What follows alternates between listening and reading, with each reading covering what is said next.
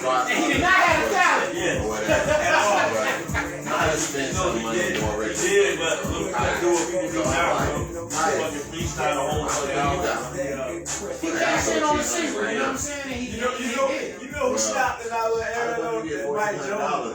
Like, people still talk about him like even right now. I was like, my first question was They all had like indie deals, like they had like what's going on? Like, is this something that I'm not maybe have to pay for later? Who was it? Trader Truth? Broke Mike Jones? How the hell you come up with this money? Yeah. She probably going Trey still making music. I know a good gig into it too. Yeah, but Trey and Zero, they like Zero. I like Zero. they don't need to be famous in the nation because they always gonna be famous right here. Yeah, that's how Texas is. Yeah, they do book bags, they do turkeys, you know what I'm saying? They like to do Your boy Kim used to run. I ran into him like last year, bro. Yeah. That's a good ass dude, bro. That's what Mike Jones got. Because Mike Jones blew up. That's all he do. When he blew up and made all the money, started making all this news and all this shit, doing all this, and I'm doing nothing for the city. So there was a big Houston event going on, like just a big community thing.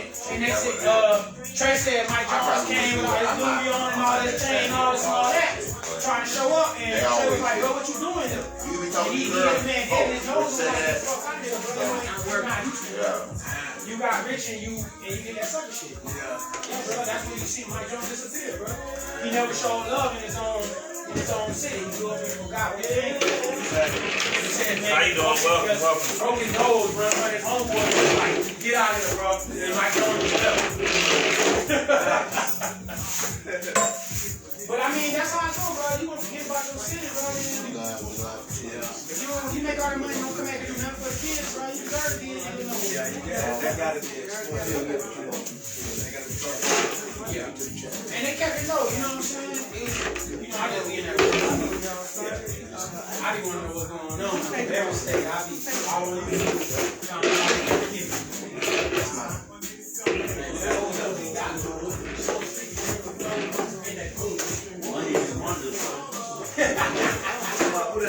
yeah, a lot of these guys are the weirdest guys ever, bro. They get money from nobody cares. Watch a little podcast the other day. Oh yeah, what you got? You got somebody to put it on? Talk to me. It's DY, bro. No. He watching that? No. It is. Who else? Hold on, It is. let the man talk, man. It is. This is an intelligent, tall guy right here. You respect intelligent, tall guy. I'm a tall guy.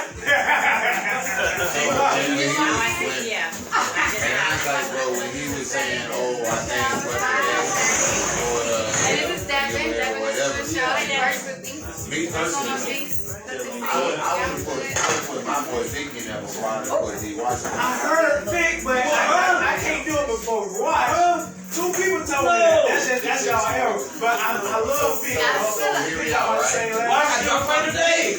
Here we are. Let's go. No. I'm going to give you my view. I'm going to give you my view.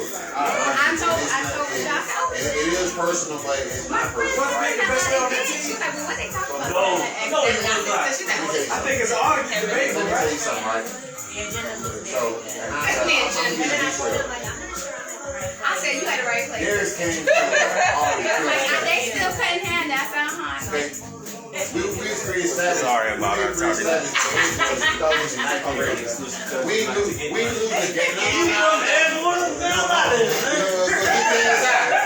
I'm gonna tell you like old people tell me, man. The water fighting each other. This is on tape, man. You look better gone. Okay? That's freezing. So I'm just getting you mine, right? Bro. We didn't lose the game until our junior year. We didn't lose the game until our junior year. And if you want to put 8th grade in there, we didn't lose the game. We didn't lose the game, bro, until we got junior. We lost 2 semesters. We lost 2 games from since the 7th grade all the way to our 11th grade year. Real shit. But you an Edward the boy, now how can you say this? Okay. So, Breaking my heart. but cuz it is what it is. And I call Gary because right now, here's my phone, all that. It's all respect. But let me tell you, we ain't lose a game. We lost 2 games to our 11th grade year. And if you want, What are you drinking? I'm drinking my Crown, what I always drink. Drink fit for a king. Okay? Yeah. Vic was a bad boy now. Okay. What? I can't do it, but I'm saying I respect that. So It ain't the craziest thing. in hindsight, right? This guy is throwing the capital. I'm the one with the fucking bullhorns on the deal. I'm the one sitting right there. I'm putting the picture there right now, right? So in hindsight of that too, right? And then I also add something like The publication and all the highlights and the escalades that Darius got when he was coming on and things of that nature, bro. It could have been a whole nother opinion about the shit. If you ain't know about us, nothing, bro, nothing, bro, the games won't polarize or nothing like that. Yeah. So you pray. It's a lot of factors that come to that, and people don't sit down and look at that. But they squad was good enough to get televised, or at least like try and play. Come on, man, the original. Bro, that's what I'm trying to tell you, bro. That's what I'm trying to tell you, bro. He came. They was bro, good enough. It's almost like, You bro, on ESPN. But they was good enough to you have can put, it. bro, you can put, Do I got a prime down spot? No. bro, listen, man. No. Bro, you can put bullshit with an artist status, bro. So let me ask you a question. I'm gonna give you some current now, right? It wasn't BS, So, no. they will. BS. So right now, right? Just because. So Jaesun, right? I'm just gonna give you that one. Right? Jaesun, right? He's been out of the league for 2 years or whatever, and you come back on the Lakers, like on a bullshit ass season, and you get all the accolades like you've been in the league 20 consecutive years, and you that dude again, Tie it together. and tied together, right? He already came on an established team, bro. We already had that. But he was the man on the team, He bro. wasn't. Yes. I graduated 05, man. I'm telling you. If you look at this, you don't even know who Bill Buckholder is, do you? Who? Before all this new age shit, Bill Buckholder was fucking Orlando Sentinel Sports. That was the fucking dude. That's the grandfather of this shit, bro. The Super 6, and if you want to go to Super 6 and you knock it down, who was all kind of all Metro and all that, it wasn't Darius White. Well, I was not a white man.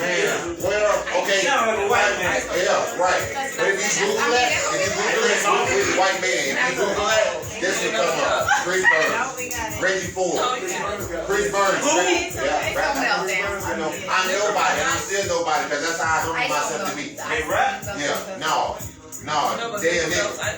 And you won't put your call on it. Bro, we talking, but it's just funny. I respect what they said, bro. But you came on the established team, and yeah, you did make a trademark. I thank you. But it was already monsters on the team. Was they dropping 30 a night? Yeah. No, man, not you, man. Your team was too balanced. Oh, we was too That's why good. Vic don't get. That's why Vic don't get the love he get, because he's supposed to get the dog was too balanced. He watched the whole team, bro. He BJ, come on, You man. have a good day. He was the whole team. You have a good day. Y'all don't respect BJ I don't like that, even want man. to That's talk about crazy, it. dog. Well, yeah. Y'all don't respect Just BJ. give me the foot then. Give me the foot. I would respect them over there, bro. I don't even want to talk about it, because you had your opinion, you keep your But roots. people sleep. My whole thing about it, people sleep on keep, man. A lot of people in the don't know Your about mama it. know what she doing. I ain't right. Yeah, that's you that told you why you was getting on when I graduated. Yeah.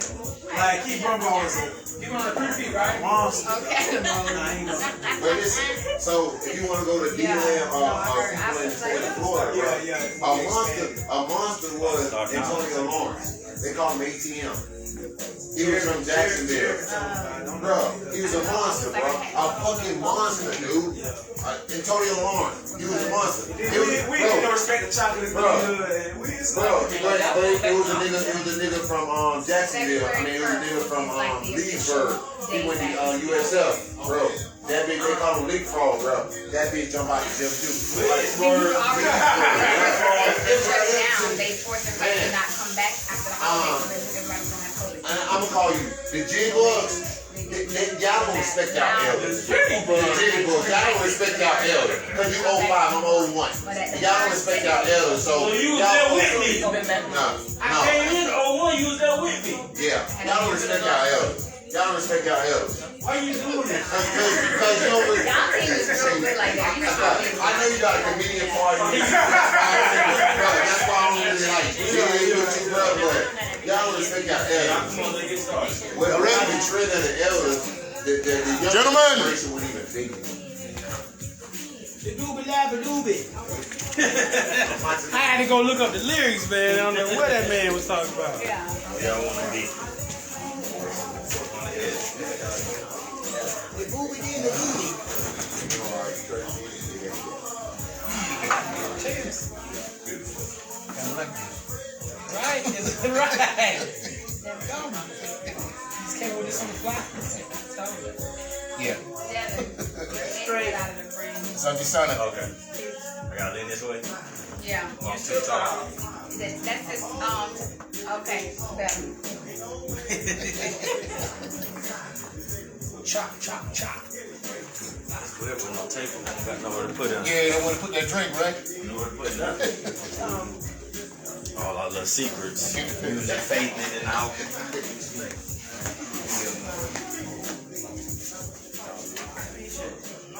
I walk right past them too. Oh, like, bringing the higher. Leo. Hey, Sanjay Sana. But he didn't come out so we can turn it. I was trying to let it down. I think that needs to go up. This thing right here needs to go up a little. Here. No, the light, the camera. green light. Oh yeah, but it's the recording. It's. Yeah, it probably need to go up a little bit. Yeah. Okay. I'm coming back. I got you. Every day home. Yeah.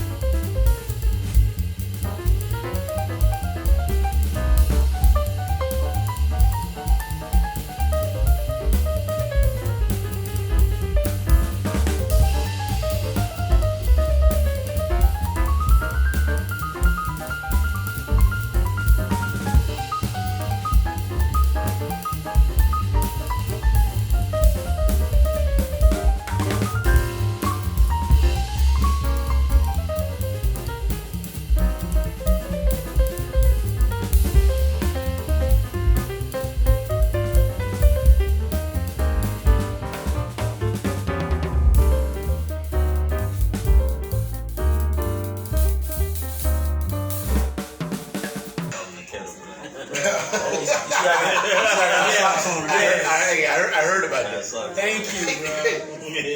No, I got a pedicure after that though, but I got the first one. Strike a match on your feet. That's the problem with y'all brothers. Y'all know how to come together, man. Y'all could have just let me be ashy. We love you, man. Okay. All right. So apologize. We want to apologize for getting to a late start. We had some issues, but here we are. I am Baruti, Abdallah Sakare, affectionately known as Coach Baruti. These are the men of the Brotherhood, Manhood, a few of the men from the Brotherhood, Fatherhood, Manhood, Fatherhood Conversation Series. And we are getting ready to present you guys this is the first edition of the Conversation Before the Conversation in year 2021. Hey.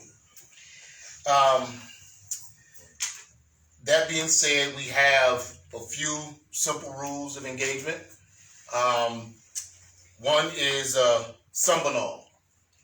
Some but not all. And what that simply means is that when we're having this conversation, we're not, we're having, it's like we're speaking in generalizations, right? Because we all know one person somewhere who did something, but that's not what we're talking about. We're not talking about those isolated incidents. We're talking about the rules, right? So, so we can keep the conversation flowing by not focusing on one particular incident and just talk about it in whole as much as possible. Another rule is basically respect the mic. Not talk over each other. We will get excitable from time to time, and so you'll hear me say something like, respect the mic. If you're talking and you're trying to make a point, and I'm trying to get in, it's generally for one or two reasons. One, you're talking too much and it's time to move on. Or two, you said something that I would like to kind of go deeper into. So I might ask you to pause and then ask you a question to get you to elaborate more on whatever it was you were saying at that time. Okay? So, again, I'm Coach Baruti. To my right, you want to tell them who you are? Because I'm not going to say that stuff you want to say. You have to say it. No, I don't have to say it. You have to say it like I wrote it in my writing. You want me to introduce you? No, I'm the young sex symbol, international man of mystery. Okay. Jus'Black. No, wait. Look at the camera. Don't be looking at me when you say that. I ain't saying it. Go ahead, say it again. Say it to the camera this time, though. I'm Jus'Black, the young sex symbol who rides on the rubber stomach, a.k.a. the blues in your left eye trying to become the funky and right. A.k.a. even if you saw me, it still wasn't me. A.k.a. the Martin King of Twerkers. A.k.a. the dark skin genuine, a.k.a. the young sex symbol. Stop looking at me. That's it. That's who I am, man. Okay. All right. I can't make this up. I don't know. It feels like you did. All right. Okay, and then next. Jaesun Father, also known as Jaesun Music, Jaesun Music, on all platforms. Yeah. Okay, and last but certainly not least. I can't go after that. I am Devin Smith, owner here at Exclusive Cuts, Mr. Haircut Man Online, at Exclusive Cuts Barbershop. Also the Woodwall Show. Woodwall Show, yeah. We got the Woodwall Show. Check out the Woodwall Show. Okay, well, we got a lot of action on these topics. So, generally speaking, when we do the conversation, we pick one topic because that's normally more than enough to cover, the time span in which we're coming to you. But we decided to add a few from time to time, and then this time I don't know what was going on with me and Devin. We just couldn't cut a lot of stuff out. So some stuff we actually going to kind of revisit. Stuff kept coming back. Yes. So and we had some really interesting moments popping up in the barbershop that made us say, let's revisit some of this stuff. Right. So the original topic, and I'm going to say this until a little bit later, the original topic for tonight is Himinism versus Feminism. have we basically gone from one extreme to the other? Another topic is unconditional love. Is there truly such a thing? Who you calling a hoe? A conversation about what makes a hoe a hoe. Yeah. What's the definition? Yeah.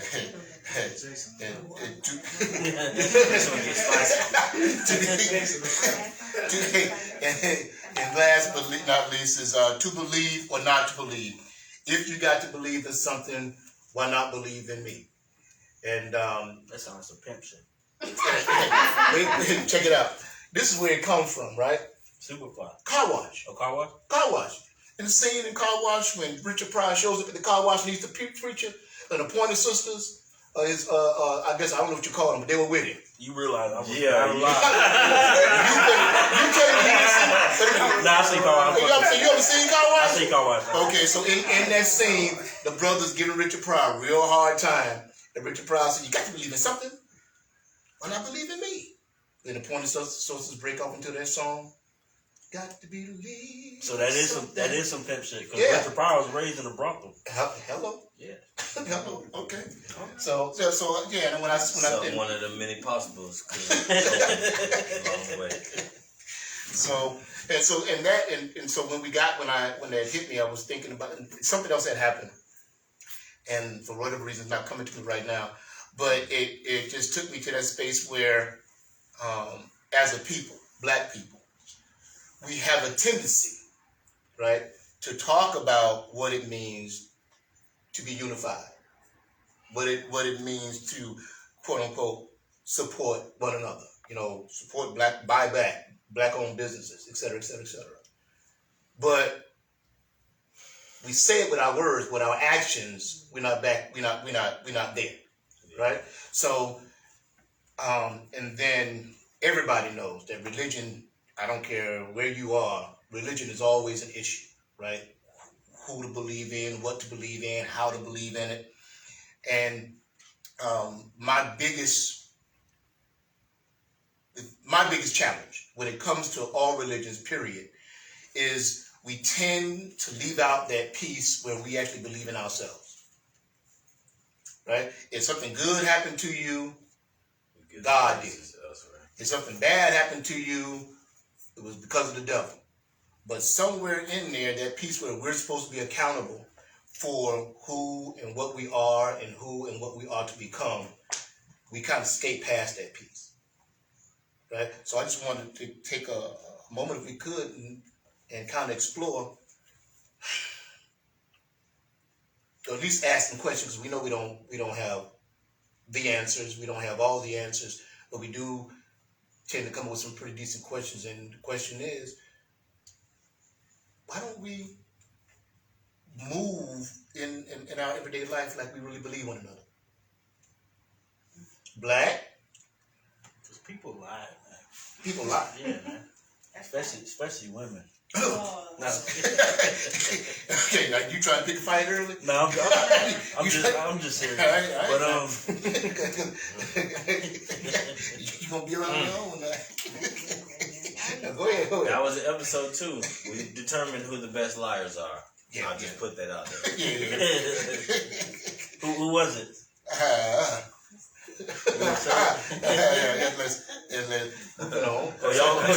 Y'all wives here, y'all like, I don't know what you're talking about. I mean, women proved themselves to be victorious in the competition to be the best liar on the planet of Earth. They proved, beyond the shadow of a doubt. It was a blowout, landslide. That's what they told us. So you say liars. We're liars. No, what was the question? No, I'm sorry. I'm sorry. Already? We just got started. No, I was drinking before you came. This guy trying to say D-Watch wasn't in the top 5. It was a lot of stuff going on. A lot of stuff going on before you turned the lights on. I had to lay my flag down for my high school alumni. Still wet behind the ears. Okay, so why don't we move in terms of how we deal with one another as though we truly believe in one another? Because we don't. Why? I mean, because you want like the long drawn Jus'Black answer? I'll cut you off when it's time. Okay, cool. Because really, all this shit is all the divides that we have is by design. Religion is a divide that's by design. Race is a divide by design because of religion. Before the Spanish Inquisition, wasn't. We didn't talk about race. Wasn't a thing. The only reason race is a thing is because that's how they identify what God you were believing in at the time. So like if you divide the bulk or the 99%, then you get comfort. So like they taught us to divide by religion and race and gender and all that shit. So now we don't look at the powers that be. We look at each other. So we're in a roller coaster, and the ride is the ride, and you just get on, and it's automatic thing. Yeah, we on autopilot. We all prisoners to the condition. Well, I'm drunk. You actually better when you're drunk. Right. So much honest. As I said. Okay, so basically, I'm gonna say the same thing you said. Say it another way. All of the institutions that we have in place that are supposed to,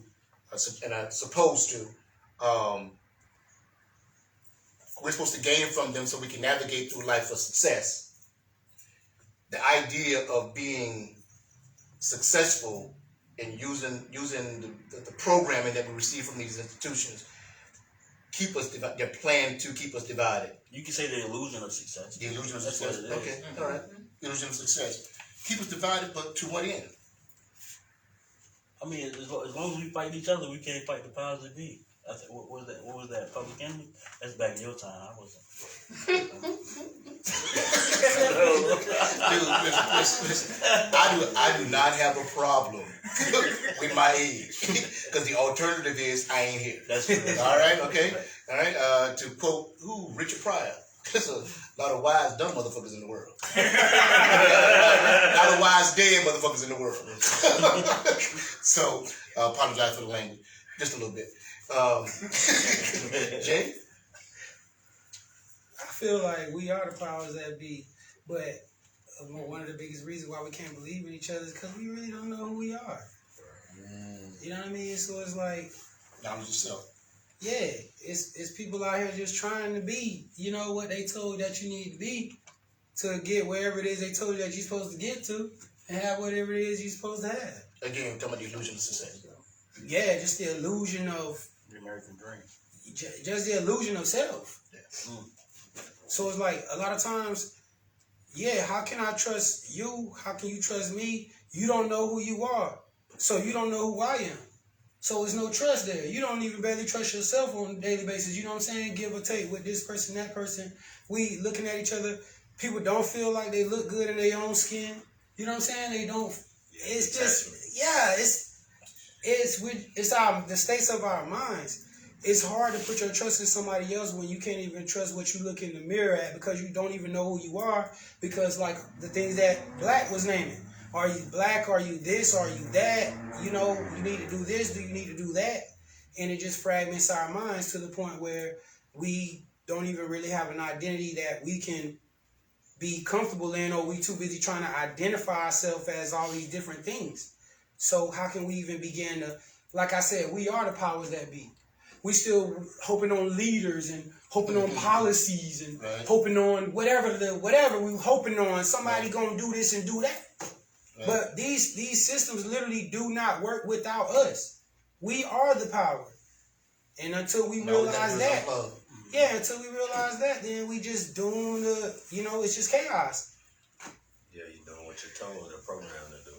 Okay, so you said we don't seem to know who we are. I get what you're saying, but I think, and I'm gonna come to you with this part, Devin. I don't know that it's that we don't know who we are. I mean, because the one person that we can never lie to is ourselves. That's a lie. Right? What? No. Hear me on this. If I'm lying about something, right?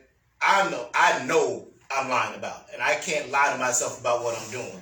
Now, what we talk about now, what you leaning towards is programming, right? Because we think the programming is real. Yeah. Right? But I'm not talking about that piece. I'm talking about you knowing that you a piece of crap. You'd be surprised. You can get so lost into this identification of where I'm from and what we do and how my peoples did it, that you really feel justified in being alive. You won't even know you are alive. Like, you won't even know it until, there's a reason why we say wake up or stay woke or, an awakening, because it's like you can truly believe that you are something that you are not. What did you just say? Did you say live or liar? Lie. It's lie. L-I-E? Yes. Okay. You see it all the time. We all know somebody that's totally convinced that this character that they play when they wake up in the morning is who they are. I've been there, still sorting my way through it, between what we know to be as culture, between what we know to be as religion and race and all of these different things. Yes, all the titles you accept. Yeah. All of us trying to, well, not even all of us, but the people who understand that you in the Matrix, we all trying to dig ourselves out of that. So that's the first step. So that's a long fucking dig. It's stuff that we don't even acknowledge as conditioning, or that we mentally control by. This is the dream, and this is the race, and this is the carrot. You got to get the carrot. Yes, in layers. And so it's like a lot of this shit is just layered bullshit that we got to dig ourselves out of. So that's why, like, motherfuckers who be saying they woke. I'm not apologizing for cursing, because that's just how I talk. But motherfuckers who think that they say shit like woke, and I'm woke, and I'm like, yeah, like you really. The term to like be woke is to say that you're enlightened and that you understand everything. Which the reality is you understand nothing. The only thing that you understand really is that you don't understand nothing. Then maybe that's what being woke is. It's having that understanding that you don't have the understanding. But I'm a firm believer that which means you're open and available to all ideas and concepts and everything that may come to you. But it's also mastering your ego, because when you realize that you don't know everything, your ego just like when you find religion, your ego makes you feel like you have some kind of one up on people. So like like people who find Christ, they say like condescending things like, I'm gonna save you. But they don't even realize that they saying some condescending shit like, I'm gonna save you from your, I'm gonna save you like from you lost, but I'm not. Yeah, I'm lost, but you not. You lost, but I'm not. So like, that's the part of the fucking Matrix. So like, even when people find themselves out of that hole, they find themselves into a space where it's woke. Like but everybody. Then the woke people say they're gonna say the religion. Right, exactly. So it's a whole condescending cycle of, I know more than you and I'm your salvation. Yeah. So like the reality is that's a part. Even being woke is a part of the Matrix. Because again, if you fighting each other, you can't fight the people. It's like we throw around the term the 1%. Think about how crazy that is, that there's a 1% that control everything.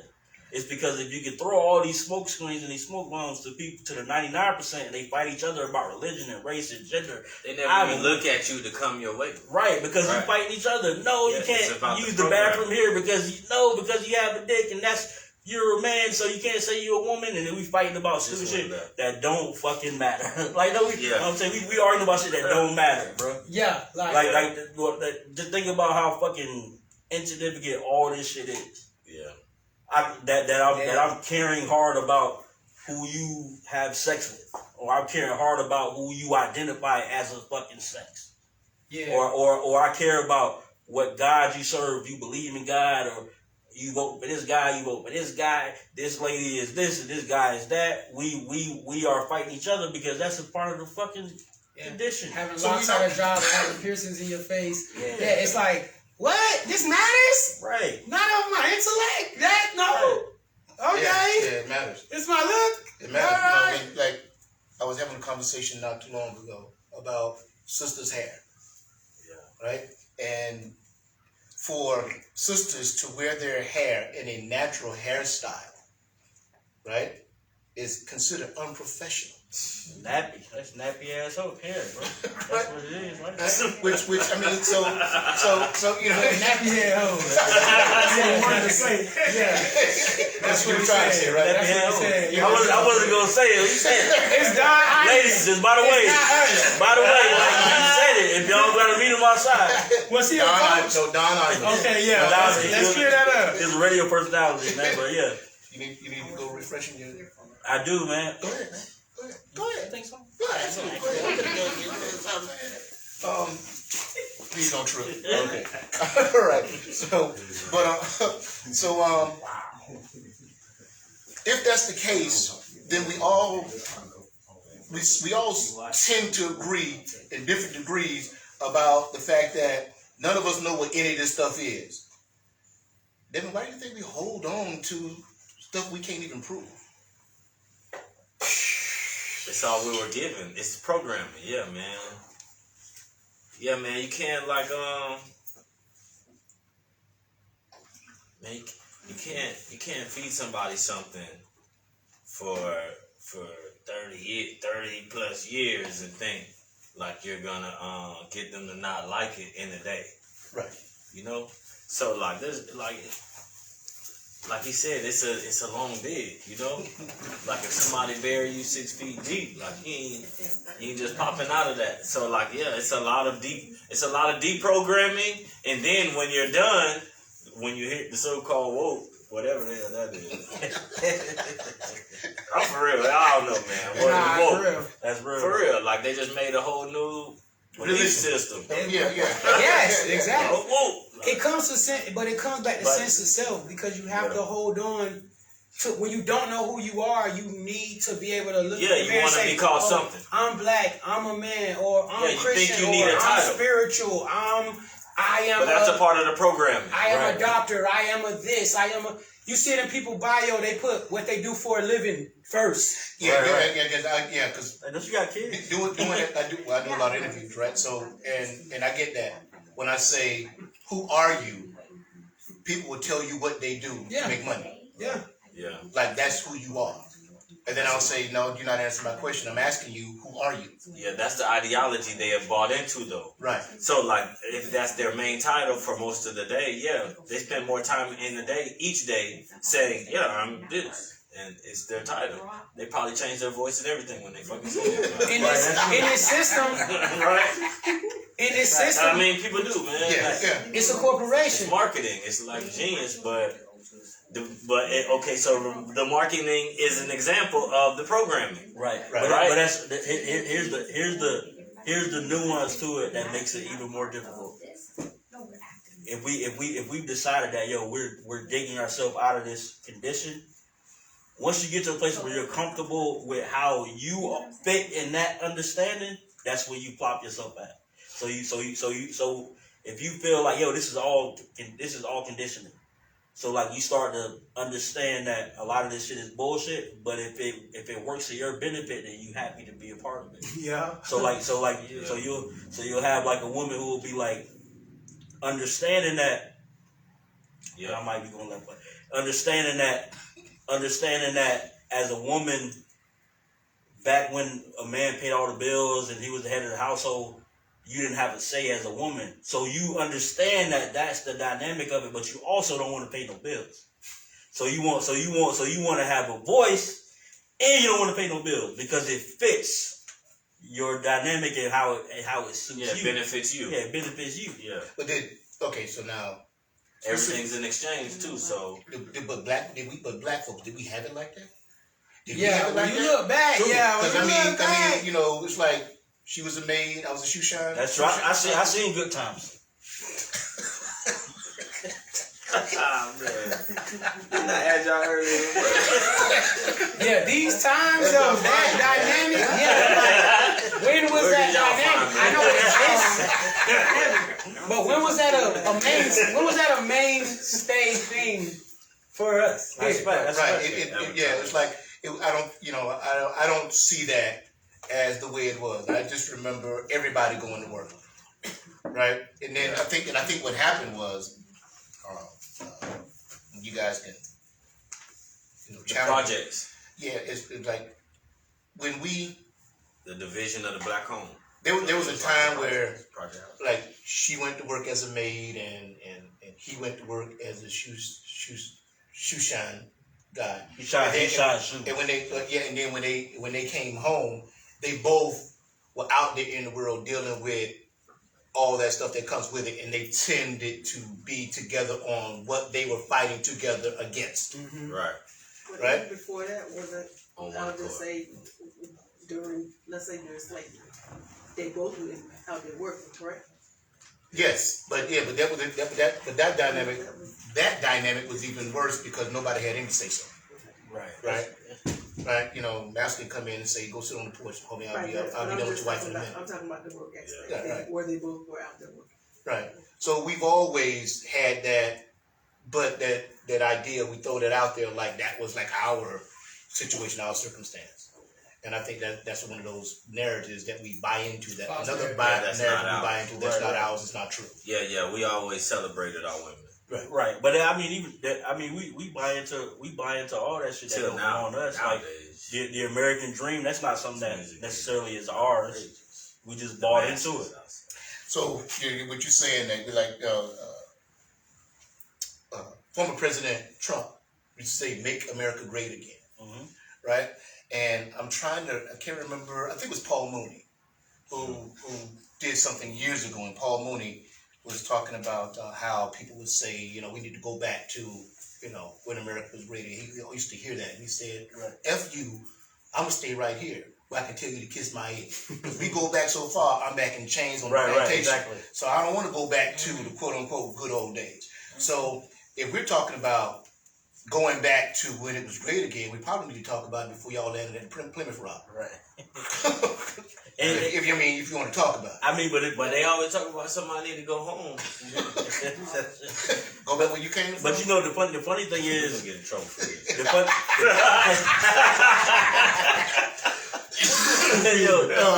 the funny thing is, and then you had like what's the dude, Joe Biden? You had Joe Biden.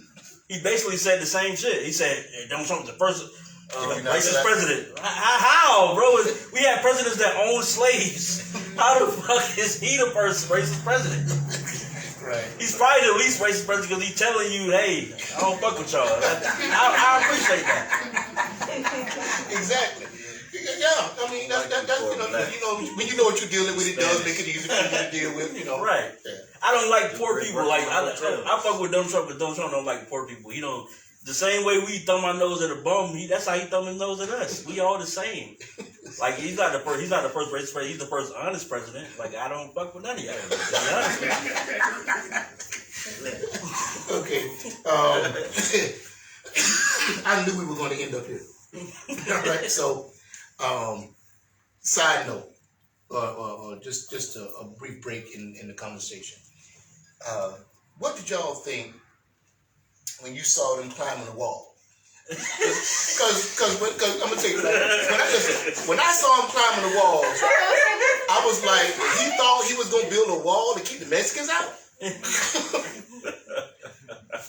He was climbing the wall.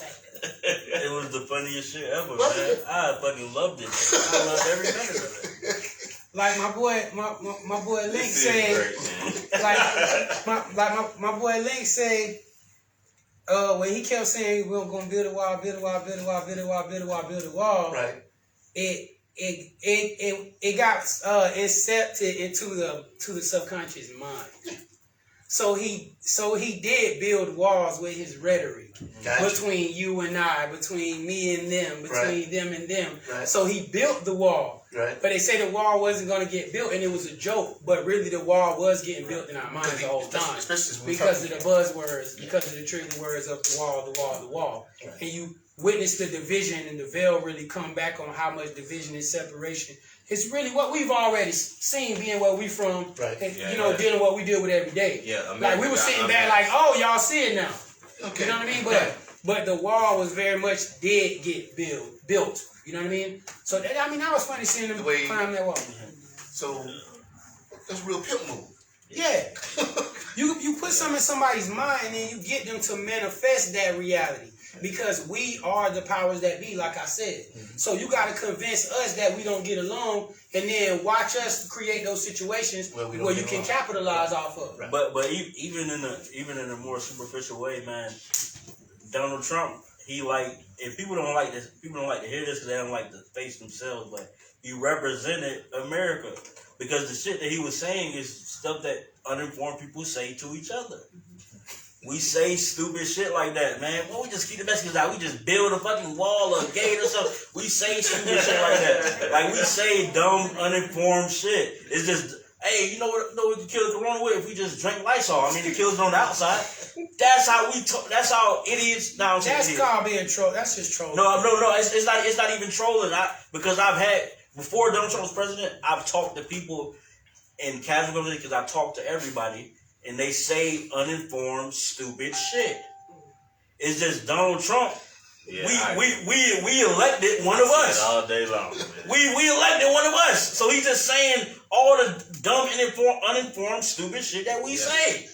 Hey, you know what we should do? We should just drink the Clorox, man. That'd be great. It's almost like just slogans or not. Yeah, just like stuff that I haven't even thought through. I haven't even thought this through, but I'm gonna just say it. I can't take it serious enough to consider it to be legitimate. But that's just me. That's because you smarter. You smarter, but like you have to give people the credit for being dumb. Like, people are not that bright, bro. That's why you come to this barbershop and we have conversations all the time, and people say things that they haven't thought through, but they blurt it out. I included. You included. And most of it's we're just repeating what we heard. We just regurgitate what we heard or little glimpses, just like. Come on, man. Like, I know I was raised by a single mother. You was raised by a grandmother. And sometimes your mother will take the highlights of what she's heard. Hey, I heard Mexicans sneaking in here, man. They rape motherfuckers all the time, man. We gotta build a fucking wall. Because that's what we take the little clip of, because we too busy living life to actually read thoroughly through shit what's going on. We take the clip notes and then we decide how to fix it based on clip notes. Okay. And that's what the fuck Donald Trump did. So, okay. I like that little piece. So when we're talking about how people take things in and how they use it, right?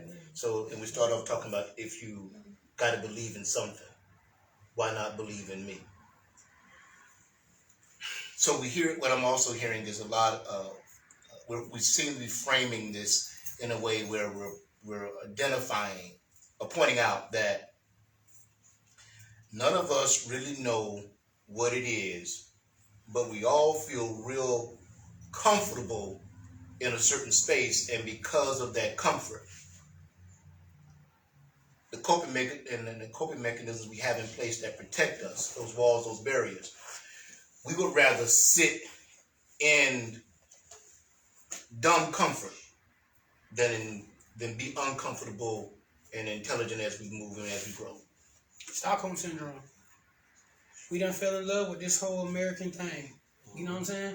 As long as it benefit us and we work our way hard enough to get to where we need to go, you know what, we can take some trips and buy a house, we tell everybody else that's what they need to do too.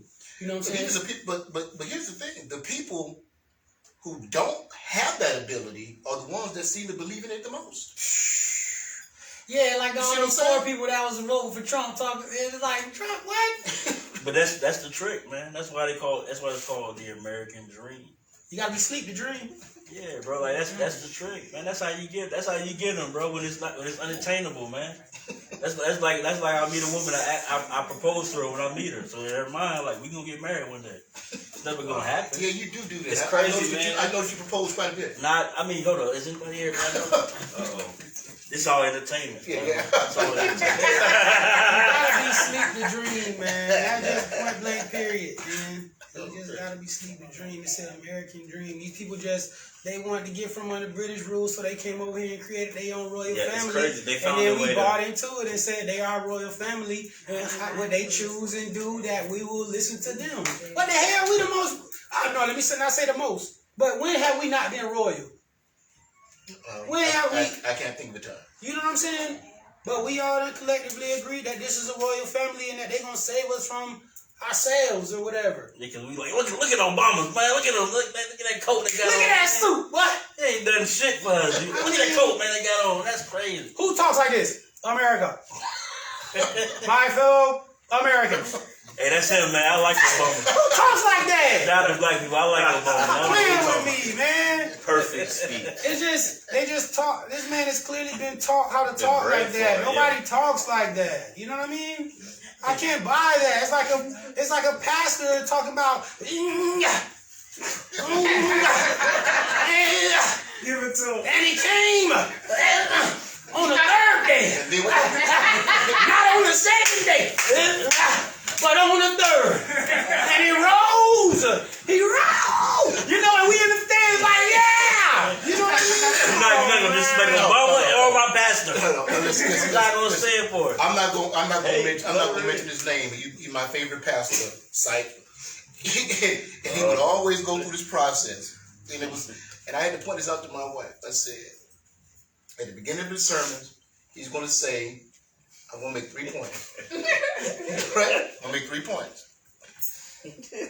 He mentioned 1. He mentioned 2. At the end of the second point, he goes into the hoop and never gives you the third point. Ever. Every time. Ever. Brother, football game coming on. We can't just. No. But he'll walk back and forth and he'll do his thing and he'll say 1 word and take 3 steps. Say another word and take 3 steps. Because he gotta pause. Yeah. To give you time to jump on board. Yeah. I wish I had somebody. Right? All right. Anyway, okay. I'm sorry. I'm gonna leave. You gonna leave T.D. Jackson alone. Y'all don't hear me. Y'all don't hear me. Yeah. And here's the thing. I heard everything you said, home. As a matter of fact, that ain't even what that said. Yeah, like You up here making up stuff. Or you rearranging it. So now I'm sitting there I done closed all my books. And I'm just sitting there now and she looking at me like something wrong with me. Because I'm actually paying attention. And the whole premise of it is, they don't force you to come in there At all. They don't force you to come into At the all. church and listen But to that. there's pressure to go. Yeah, In the neighborhood, there's pressure to go. true. It's almost like, yeah, it's just what you do. You know what I'm saying? It's just what you do. Like getting up in the morning and brushing your teeth. If you're from a certain place and have certain parents, then it's just gonna be just like brushing your teeth. It's what you do. Yeah. On this day, you get up and you go and do this. And I ain't knocking it. Whoever do that, hey, Do your more thing. power to you. Hey, I got love for you. But I got family that's in it, you know, and they good people. But it's the whole premise of it is you gotta buy into it. You gotta believe in it. Man. It's another institution. And all institutions are designed to institutionalize you. But it's the power is you. The Right. power is you. Because So why? Again, we talking about comfort. But this is my thing. And I caught some flack for this. But I said, you so powerful that God say you have to confess with your mouth and believe in your heart for him to even matter in your life. But it's true. So that means you back to it. You got the power. I got the power. You know what I'm saying? It all comes back to self. It all comes back to self, and we gotta dig. Knowledge of self. Yeah. It's so easy for us to go back to slavery, you know what I'm saying? And then it'd be like, okay, now let's go back further. Okay, now let's go back further. Right. Scientists, astrologers, astronomers, you know what I'm saying? World travelers. Let's go back farther. Let's not just stop there. Let's keep going back and seeing who we are, who we were, who we still are, because we very much so are still these people. Right. To start our history at slavery is a cheap shot. Man. That's only 400 years ago in millions of years of history. Yeah. Right? So, okay. So we talk about, but again, comfort. Because the reason we do what we do pretty much is the pressure that the community gives us to belong. Right? Again, I said this in one of our recent conversations about when I decided to not celebrate any holidays, right? And it was during that time when I was transitioning. I came home, and I'm not celebrating Thanksgiving. I'm not celebrating Christmas. Any of that stuff. So that first year that I was back, in Central Florida, and I wasn't celebrating that. It was like a real lonely time for me because everybody else was doing what they were doing. Yeah. Right? I was on the island all by myself. Right? So, I mean, especially when we got like around the Christmas time, that Thanksgiving, that swing, that fall and that winter, that was my longest fast.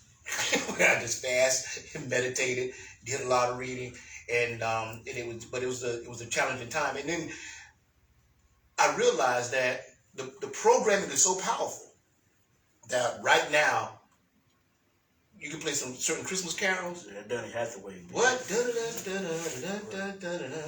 this Christmas. That jam. Who don't swing to that, right? Yeah. Right? Or you the Temptations Silent Night. Right? So even when you know things have affected you in a way that it might be affecting you in a quote unquote negative way, it's still there. I feel like the people that really built this construct, they are more aware of us than who we are because we are independent species and we innately are about village and tribe, you know? The sense of belonging. So yeah, so they, and that's a beautiful thing. But they just gave us the villages and the tribe. They created our villages and they created our tribes. Right. And we think it's ours. Yeah, right. We actually really think that we it's say, our idea. We say, well, we took it and made it this. You know what I'm saying? My homegirl the other day, she said, you got to remember, we dealing with people that once they came into an awareness of something different, all they did was swap Jesus' skin out. It was like, we good now. Right. You know what I'm saying? Right. They didn't say, let's question it, let's look beyond it. They just said, well, Jesus was black then. Proceed. Right. You know what I'm saying? Yeah, Keep it moving. You know what I'm saying? Ain't miss a step. Ain't miss a step. Right. So I'm like, damn. You right. It was just like, paint that Jesus in the church black and let's keep it moving, baby. You know what I'm saying? So it's like, the church, my last 3 years in church was some of the most evolutionary times of my life. It was a great environment. There was great families there and men there. We did a lot of work in the community. You know what I'm saying? Our pastor, he was very, very honest and open about his life and his shortcomings. So I did get exactly what I went there to get. And then I just was like, okay, I got what I needed to get, and I'm on my way. You know what I'm saying? And then it was like, no, you can't do that. And I'm like, no, I got what shout out to y'all. Y'all taught me a lot. You know, I packed my stick with sandwiches in it, and I'm gone. You know what I'm saying? To go see what's ahead of me now. And, you know, I caught a lot of flack for that, you know, because I was very loud about it. I don't regret not a second of it. You know what I mean? But it did hurt me. It hurt me. Sometimes I just want to go back and just sit in there because I miss my family. You know what I'm saying? That was my family, but I literally saw how people that I grew up with all my life turned their backs on me for a man that they never met. Right. Yeah. And then I was like, wow, this is way deep. Because you know me all your life, you never met Jesus. Yeah. But now that I say that I don't believe in this no more, like, I don't hear from y'all no more. I see y'all went over there and went doing this, but nobody called my phone. So, dang. You know what I'm saying? That hurt me. You don't believe in Jesus? That hurt me. Well, I got Jesus, please.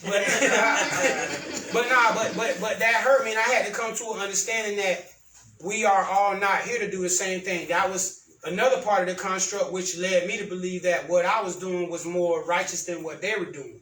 And I realize now that was error on my part. Right, because that's the trick too. Yeah. You start to feel a superiority. That's all these occult fashions make you feel like there's a superiority.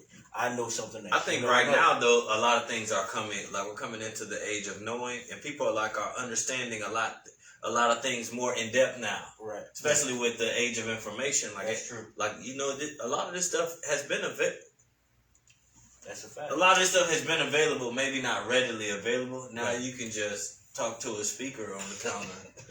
but run it off. But it's the same. It's the same. Maybe limited, but it's the same. Just for sake of term, it's the same devil because your ego makes you feel like you know that you figured something out that everybody else don't know. Yeah. So it's like understanding that there's more to understand is a light. Yeah. But when you start to feel like they don't know what I know, that's it puts you right back in the fucking wheel. The freedom is allowing each other to be. Yeah. Right, if you Muslim, if you Hebrew Israelite, if I'm Christian, if he atheists. Yeah. Right. And we can sit down and eat and we can talk about our things and be like, all right, you go do what you do, I'm gonna go do what I do. Yeah. I feel like we're getting to that time, which is really because when you allow somebody the freedom to be, because some people gonna hold on to things just because you tell them not to hold on to it. Right. And some people gonna rebel from it just because you tell them that they need to do it. Right. Yeah. But when it's like When it's just free. the way we work, because we are naturally sovereign, innately sovereign, and that resonates with us even subconsciously if we're not aware of it in the front of our neocortex, we'll say. Right. But What's that mean? But when you deal with people, when you give people that freedom to do what they want to do and feel themselves, it allows a person to, like when I finally did it for real for myself, you know what I'm saying? I didn't leave it with no hard. I did have some hard feelings at first, but it wasn't towards the people. I just felt like I had been, you know, but really I was upset with myself because I never really took the time, or nobody ever really told me that there was more than one way to cook a hamburger. Right. Yeah. Like, okay. I think if we get, can I say something Yeah, on that? absolutely. I think if we, I think if people like get past like what you were told, and then go at these like books and these belief systems, like for the principles, you'll see, man, like most religions are pretty similar, man. Principle wise, when you deal with the principle. Yeah, so when you get down and deal with just the principle, I think they're there to teach us principles. Right. They're books about principles. If you take it for more, man, it's But you. that's when you gotta say this is the only way. Right. And that's Yeah. the problem. Yeah. And that's You the gotta problem. say this is the only way. There's a place, and you ain't gonna get there. If you I don't know do this a one. place. Yeah, that's the alchemy. I'll take you there. That's Yeah. a no bad song. We was scared of hell. In the hood, we wasn't really thinking about heaven more than we didn't want to go to Hell hell. and lightning. I don't know why they told us lightning. I ain't want to burn. So, okay. Lightning gonna strike you dead. So we back to what Jeremy said earlier when we first started to use the word fear.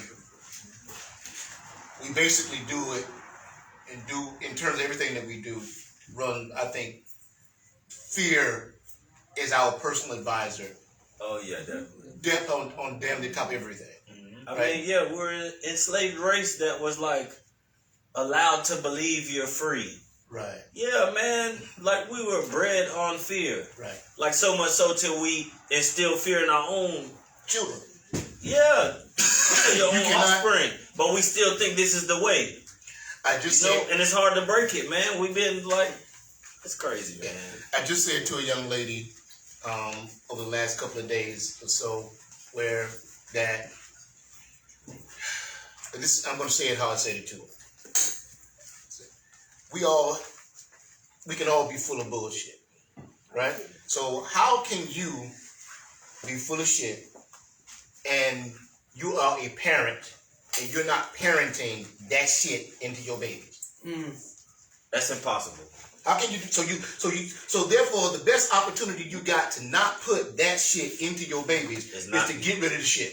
Yeah, But because we're so busy holding on to ideas and concepts that we did not author, and we're refusing to author them, even though we know within ourselves, like I said, you can't lie to yourself, you know within yourself that there's turmoil. You know your limitations. You know you. Better than anybody else, you know you. And then we sit back and we say things like, I love my kids. And you're parenting all of they're getting all your good, but they're getting all your bad, and they're getting all your ugly. Yeah. And so if we truly love each other, and we love our children the way we say we do, and I like using the children analogy because it's like, I think it helps drive the point home. Yeah. Right? Then you will do the internal work to heal yourself. But that is as a life coach, that is a huge challenge. And this is why one of my number one questions is, how do you know what you know is what you know? That's a good question. That's in your notepad. You see what I mean? You was talking and it reminded me of down, right? So how do you know what you know. That was kind of my idea. If you write a book, I need to do. You gotta peel back layers to figure out you how can't you I know. already got that. Yeah. No, that's kind of Because my man, idea. most things you were taught. Some things you had to seek for, or when you realized you gotta seek knowledge and But information. so it's basically what So I'm like, saying. yeah, Did it's you like- get the programming? Right.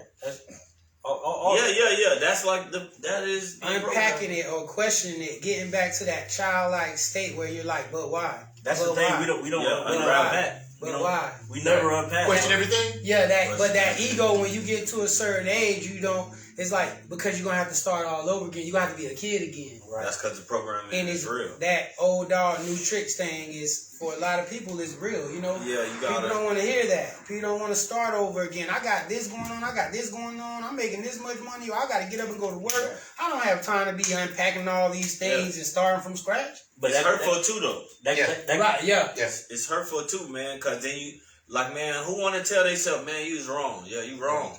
But it's even deeper than that, because it goes back to the layers. And we had a conversation a few conversations ago about is the woman above reproach, or is your mother above reproach? Right. A lot of this shit that's passed down, you pass it down through the mother because you don't question your mother. Right. So a lot of this shit, like I always tell this story. Like, I used to date a girl who, like, You just want to say you did a girl? yeah. I was playing. No, I'm a lover. Do you question your dad? No, but that's a whole other layer that I ain't gonna unpeel right now, because it's the reason why they remove your dad, because if you remove the dad. But anyway, that's another story. Okay. But anyway, like, I used to date a girl, like, so, like, you know, like when your woman cook, right? She like put the food away, and then what men do is we put the whole pot in that motherfucker. Yeah, we with the spoon still in it, because that's be specific is What the if I want to story. get some more? Yeah, be specific, man. But anyway, so like I leave the spoon in the pan, and she'd be like, "Yo, don't leave the spoon in the pan. It makes the food go bad." I'm like, because I'm naturally inquisitive, I'm like, how does it make the food go bad? And she goes, well, my mom used to say it. It's because your mom tell you something, you don't question it. It don't have to make sense. You just don't question it. So if you got thousands of years of generational passed down shit where your mom said it, so that's law. Even if your dad pay the bills and your dad do all that, your mom word is law. Yeah. No matter what. So she be like, yeah, don't put spoons in the damn fridge because it makes all the food go bad. Do it Like, long enough. that makes perfect sense. You do it long enough, it becomes normal. Right. Once it becomes normal, it becomes right. Yeah.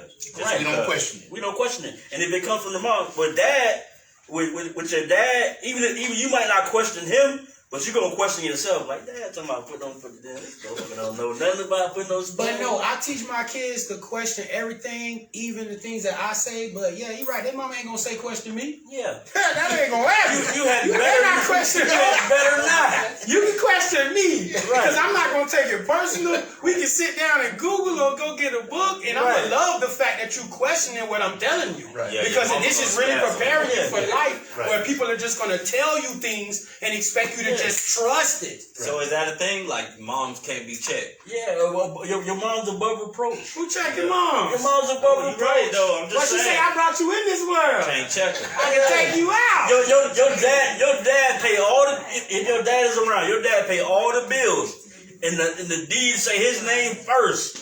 He don't question his fucking wife. So why the hell would you? So she's like unapproachable. Your mom is above reproach. When the last time your mom said something wrong, you be like, Mom, I don't think that's supposed to be like that. I do that every day now. Yeah, but that's what I mean, me too. I caught a lot of whoopings for that. You know what I'm saying? They tried to whoop that out of me. Well, I don't have that. I don't have the balls to do that. My mom just be wrong. I just be like, all right, Mom, love you. Stop you like that. My mom wrong as fuck. Let it happen. Mama, you wrong as fuck. I might talk to her on the phone, done. You wrong as fuck. I'm like, you still there? I'm sorry. Yeah, I'm sorry. That's bullshit. Nah, cause look, no, I'm gonna be. Nah, cause this is real. This is real, cause you know how loud I was when I started making my way out of everything, and I was just loud. Ah! It's like a child. You know, when a child learns something at school, they come home, they like, this is what I learned. Right. You know what I mean? I'm thinking, I'm helping, cause I learned something. Right. People like, I ain't trying to hear that. Right. Yeah. But no matter what, I still come to my grandma and I say, and I'll say, what's good? And she'll say, Jesus, and I'll say, I know that's right. Exactly. I'll say, I ain't never said, Grandma, I've been on some new stuff I've been studying. I never did that. I was like, I know that's right all the time.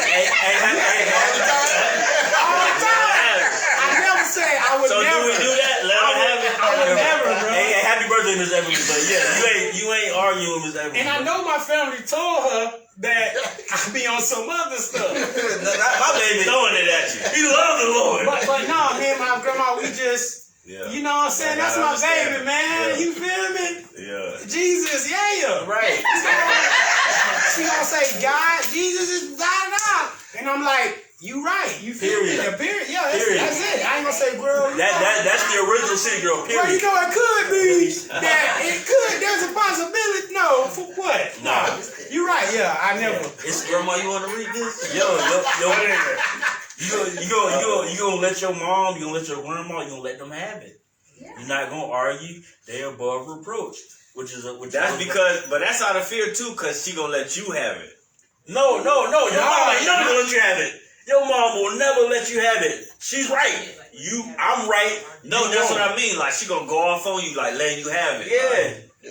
Nah, it ain't even that my grandma gonna let me have it. I just don't even want to trouble her, bro. Yeah. You know what I'm saying? I don't even want to trouble her with talking about something different. Right. You know what I mean? Because if heaven do exist, she going. And now you got I'm not finna fight it. You going to heaven. You know, okay, I was finna do but some will she though? See, I was finna do that. Cause man, how you know? Wherever good people go, my grandma to go in there. What the hell is he talking about? That's it. You can't write this episode in heaven. You can't talk about it.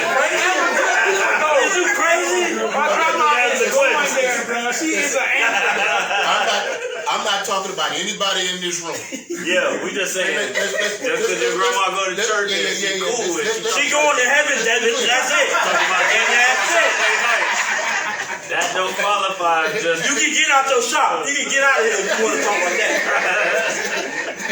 Listen. We all needs to tell me in Sunday school. Back in time to how long ago? Okay, so, out of here. Okay, this here comes the transition. Saying why nobody else walk on water? Right.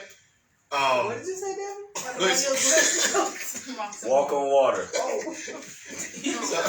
So, in this moment, what popped into my head was young hoes roll the old hoes. Amen. That's real. That's real. Right? We can cut it off right there. We're talking about if your grandma gonna go to heaven or not. In general. Hey, how you know your grandma gonna go? Young hoes know what's going on. I don't know what just here we go now. And we're not saying your grandma. We just right, we had to clear that up. I just didn't saying grandmas. We don't know what. I didn't say we ain't talking about nobody in this room. Right. I didn't say we ain't talking about nobody in this room because we don't know people's stories. Right? But I'm just not before they had Snapchat. Just think about the dynamic, right? You know some women that have some we know people who live questionable lifestyle. Where you going? Right? Give me a second. I ain't on his side later. We know people who live questionable lifestyles. Right? How old are you, Jim? I don't know. I love all the hoes. Where you going? All right, so let me do it this way. In about between 20 and 30 years from now, y'all gonna all be grandparents. And some of them people with questionable lifestyles, right, are gonna be grandparents. That's true. And their grandchildren are gonna look at them the same way we look at our grandparents, like they didn't do nothing wrong. I mean, but I'm a hoe. I'm an honest hoe. Until Mr. Earl come over there. Right. Be like, well, I knew you. That's your mama. Like, your single grandma got a visitor. Yeah, she got a friend. That's what they call it. Grandma, bro. Nah, ain't nobody come to see my that's real. That's real. Yeah. Yeah. So, when that popped into my head, then I was like, okay. Wait a minute. Might as well go ahead and that popped up in your head? Yeah. When we was talking, me and Devin. Because he said it. I didn't say it. So when he started, so that being said, we can go ahead and go into the next topic. Who you calling a hoe? What a common, let's have a little short conversation about what makes a hoe a hoe. Yeah, what gives Jeremy? you the hoe verification? Jus'Black? What verifies you a hoe? What is something that makes a hoe a hoe? I'm still trying to hoe after this night. So look, listen. You are free to do whatever you want to do in your life. We maintain. Go to the next person. Jaesun, what's a hoe?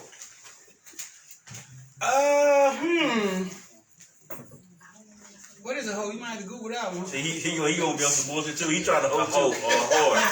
Let's talk to the married guy. Like, what's a hoe?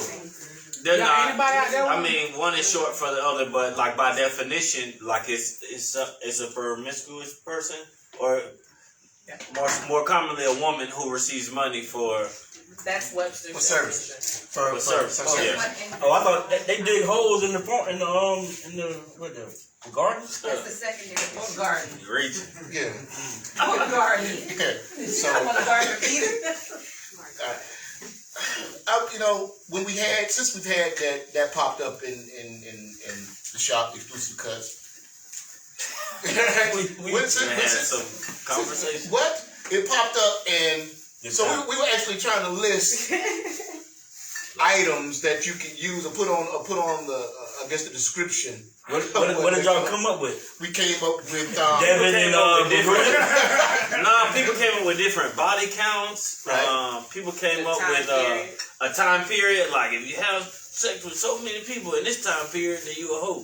You know, somebody a lot of people had it was a wide range of definitions. Because like you say, you can have a woman who's 50 years old and she's had throw that ass back. 15. She's had maybe 15 men in her life. She's had maybe 15 men in her life, right? At 50? Yeah. Wait. She damn near virgin. This is virgin before you talk about. What if she had all 15 in one night? She a virgin. She a virgin at 50. What was it at 35? Then yeah, she lit still. That thing's still tight. 15 guys in one night. If it was like 25. No. Hold on. If it was in college, yeah.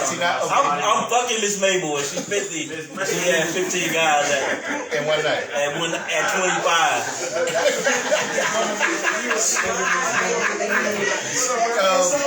So you say your grandma going to hell if there is no, knocking on my dad. Knocking on my dad. Okay, so you say she's going to heaven. She in heaven if there's heaven, that's what she is. Yes, because she probably fucked Cain and Abel. They gonna vouch for her. So what I'm saying, okay. If there's a hell, you're going. Yeah, if there's a hell, you going. But we talked about body count. Yeah, we talked about time periods. We talk about relationship, like who are the people. Oh yeah, who the people are. Just letting people in your body. Man, we talked about if you mess with somebody, daddy. Yeah, the daddy and the son. Cheat on the man with the daddy. Because there was Steve Harvey daughter. Lori Harvey. Steve Harvey daughter did Puffy and Puffy's son. Y'all saying Lori Harvey is a hoe? We cannot confirm that. It also came up. Is that what y'all saying? I didn't say it. Was messing with her own father, right? They were spotted together in public. Yeah, man. They were like, man, this is one lady. She was it a lady or was it the husband was cheating with his mom? I don't know where y'all going. I think so. Yeah, it was crazy, man. They caught him like on the wedding day. Yeah. So caught him hitting his own mom. Is it more common? What are you talking about? Yeah, they got all kind of hoes, man. We're talking about the definition of a hoe. All this stuff came up. That's called sick. So we're talking about a mentality then more. Is it more about the mentality or is it more about what happened with the body? I mean, I don't think it happens without the body without the mentality, but yeah, the mentality must come first if the body follows. No, because what he asked, it's definitely a mentality. I think it's all But a 50-year-old woman had a 15 guy gangbang, which I like to see, by the way. But If she did that when she was at Rollins at 22, then and she didn't have no more dicks from 22 years old to 50, then I feel like that's a good ratio if you spread it out amongst time. Oh yeah, mama. Yes, ma'am. Who mama ain't been a hoe? Like not my mama though. My mama only been one person. And that's me, and the rest. Okay, yeah, My dad. Sorry. Put the cup down. Wherever you are, Dad, get off me. Leave me alone. No, my dad hit it, not me. Tell what you said. Respect to my Lisa. Nice. 4. We talking only females? Is that what you're doing? Nah, men can't be whore. That's oxymoron. Can a man be a whore? Yes. Can a man be a whore? No. Yes. Only female? Yes. No, we weren't. We didn't reference only females. Cause remember the dude with his mom. Oh, man, be a gentleman, my bad. I don't know how that came up. As a woman, you gotta allow. A man gotta be granted. A woman gotta allow. There's a difference. So that means he can't Elaborate. Yeah. I mean, that's pretty simple. It's the anatomy. As a woman, you gotta bust them open and be like, you are now allowed into me. Yeah, As a man, you gotta do what you gotta do to see if she gonna grant you permission into her. But can he be a whore? No, men can't be hoes, man. Yes, they can. No, they can't. So what happens when men have sex with multiple women, 15 in one day, whatever? What's 15 in one day? He's who's that? Who's that? Will Chamberlain? I'm like a Muslim. I shoot once. So I'm gonna need 8 hours. 8 hours. So I may get 3 in a day. I'm feeling lucky. 15 in a day. He deserves to get his. We're gonna get you some ashwagandha, some maca. David, you gonna get 15 in a day. 15 in a day. I ain't say 15, but you talking about 1 and you need 8 hours. No, I can get 3 in. I can get 3 in. That's like outpatient surgery. I can get 3 recovery. I can get 3 in. Maybe 4 with a jelly bean. With the jelly bean, I can do 4. Jelly bean. You know about that? You know about that? All right. Moving on. Okay, audience. But when you say Audience, can a man be a hoe, but a woman literally don't care. She almost expect you to be promiscuous if you handsome and you got something going for yourself. You don't even gotta be handsome. Dang, Jason, that is so false. A woman is expecting you to be promiscuous. No, but do you want a man who ain't got nobody on his job? Yeah. You don't. That's a lie. So vice versa, do you want a woman that doesn't have anybody on her? Yes. No, that's easy. Hey, no, he's not speaking for me. He's not speaking for me. He's doing it. He's not speaking for me. Move on. I need my woman to have some skills. That's a lie. I need you to know what you're doing, but I want you to act like you never done it before.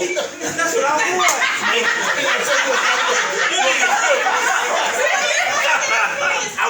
I want to be shocked. Men can be hoes. Men can be hoes, but it's looked at differently because you gotta be granted. Yeah, you have to, like, you can be like, oh, 50 women allow me into them, but as a woman, you like, oh, I allow 50 guys in between my legs. That looks different. it's not. It's just the real. Chauvinistic. No, Y'all wild if y'all don't think that looks different, man. It's we're like. not saying it doesn't segue from but you do have to acknowledge it. Okay, so Yeah, that's what we're saying. It's a Would you blatant rather go double to a standard party in or America. throw a whole bunch of them at your house?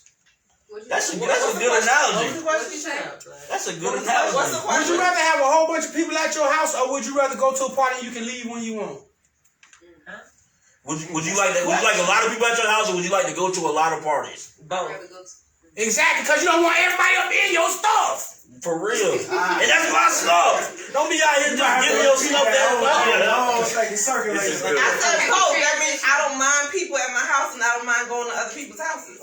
That's a lie, man. Come on, man. You're not finna come in your house 50 times. That's a lie, bro. You would rather have a couple of guys who you really like and they turn out to be dirtbags than to just let every guy just to see what happens. That's not the question that he asked. But It's not. It's not. It was an analogy. It was an analogy. Oh my bad. I'm on tequila. Okay, I got it. So, okay, I heard the word chauvinistic, right? What does that mean? That's good? No, I explained to you in a minute. So, I don't really expect. I don't really expect an answer to the question, but to the ladies, we know double standards exist. We know that, you know, a woman can be frowned upon by her body count, and a man can be praised for having the exact same body count. Right? Hold on, give me a second. That's the way God intended it. Hold on, give me a moment. One moment. Okay, so here's what I would like to. This is what I want to offer for consideration. If the body counts are the same, the man is looked at as he's praised, and the woman is ridiculed for the same body count. That is a double standard. Agreed? Yeah. Agreed. And it's unfair. Agreed? Agreed. Okay, so that being the case, as a woman, are you willing to reveal your true body count? No, give me a second. I want to hear Hold on, give me a second. As a woman, are you willing to reveal your true body count? Yeah. Come on, now, this is not Jeopardy, man. Okay. I think I just proved my point. No. You did. You said yes, but you're 2 years old. So, the point I'm making is, if it's a double standard and if it's not fair, and you know it's not fair, why do you still hide your body count? Because I apologize. I can't hear you. Give me a second. I can't hear you. Say it again. I said because it's going to still be used against us. But that's what causes the double standard. No. Well, it's a double-edged The sword. mentality that it's going to be used against you, like it's used against men too. From you, we're still being misjudged, no matter what. So then why not? So why not live your truth? It's the same way if a woman is with a woman, it's attractive, but if a man is with a man, he's automatically gay. Now, as a man, you gonna live your truth and sit there and say, well, I've been with a man before, knowing the woman's gonna judge you? No, you would hide it. Who say that? Okay, that was. And I apologize. This is what I do. So it's nothing personal. That was a really great answer to a question I didn't ask. So the question I asked was. You say it all the time. Yeah, that was nice. I get what you're saying, though. I definitely get what you're saying, though. That was a circuit analogy, though. Hey, but back to bring it back to what you were saying, though. Like, you know, the double standard or the what was the word you just used? We still are going to be misjudged. Misjudged. Okay, but you're being misjudged anyways because you're not being truthful up front. So a person can't judge you like wholeheartedly if they don't see the real you. So you're being misjudged anyways. And that's what causes the double standard. Because the ideology that you're like, oh, I'm going to be looked at bad. Let me not say the truth. Let me not live my truth. Right, and that's for either side, men or woman. So like if you buy into the ideology like, I gotta lie because they gonna think this, yeah, it's you. You are causing the misjudgment of you because you're not even being true. And see, that goes back to what I was saying earlier when we were talking about parenting into our children. When we begin to date one another, generally speaking, we put forth a representative. Right. That is not who we are. We're messing around with each other. We're both lying to each other about who and what we are. That happens in everything. Right? Then we decide to live our lives together. Right? All of these lies that we've given to one another. And then we have children, and we are still, because we're still lying to each other, now we're telling those lies, giving those lies to our children, these wonderful, beautiful human beings that we were granted an opportunity to guide through life, and we're giving them a bunch of bullshit because we're too afraid to live our truth. Yeah. It's cowardly. And we all doing it. We do. We all doing it. It's hard to like retrain yourself for it. I mean, it costs you. It comes down to basic stuff like you still lying to your kids. Right. Like, man, if you can think about something that you say to your kids, and if it's a lie, like, do you really expect your kids not to be liars? Right. If you're still lying to your kids? I think being a coward is asking for the truth and not being willing to accept it. I think that's what the issue is. I agree with that. So many that's one of them. Truth, And when you start to provide them with it, like I have in relationships, oh, you want me to be honest? You want me to tell you what I've really done and where I've really been? And then I give you that truth, and now you're looking at me differently. Now you don't love me the same. Now I'm a different person. Now I'm not the person you thought I was. Of course, because now I'm being honest with you. Yeah, now I'm being honest. But I you think don't want that honesty. No. That man I is a think bitch ass man. Let's call it out. If you can't tell him the truth, if he look at you like that, then that's not the dude for you. That's right. That's manipulation Right. by omission. That's Women right. do this and justify it. Yeah. The man that says, oh, that's real, okay, I love you. That's the man for you. Not the man you feel like, if I tell him the truth, he ain't gonna look at me the same. Right. Clearly, that's not the man for you. so. It helped you. It helped you see who he was. Right, that's a fact. I mean, cause Like if he did that, then you know, like, oh, this nigga can't. He's not ready for this. right. I mean, cause Obviously. and You know, so like he might have saved you the time. You being honest made him save you the time. If you gotta live a of lie seeing to that be shit the hard loved. way. Cause the nigga can show you the hard way later, Yeah. and he can just keep faking it. But when you were honest with him and he came back with his true self, then you seen, oh yeah, all right. If you gotta live a All right, lie I'm to done be with him. loved, you're lying to yourself. I mean, cause You're lying to yourself if you gotta live a lie to be loved. because in all honesty, in all honesty, all jokes aside though, like men, once you get to a certain age or a certain level, like I always say, like Nipsey had a line where we was raised wrong. Like I can speak for me, I can speak for Jaesun. Like we was raised wrong as far as like what it meant to like get a woman, court a woman, have sex with a woman. So we was just trying to run our numbers up. So our numbers are actually embarrassing to us as we get older. You embarrassed about your number? Yeah, it's crazy. I'm stupid. But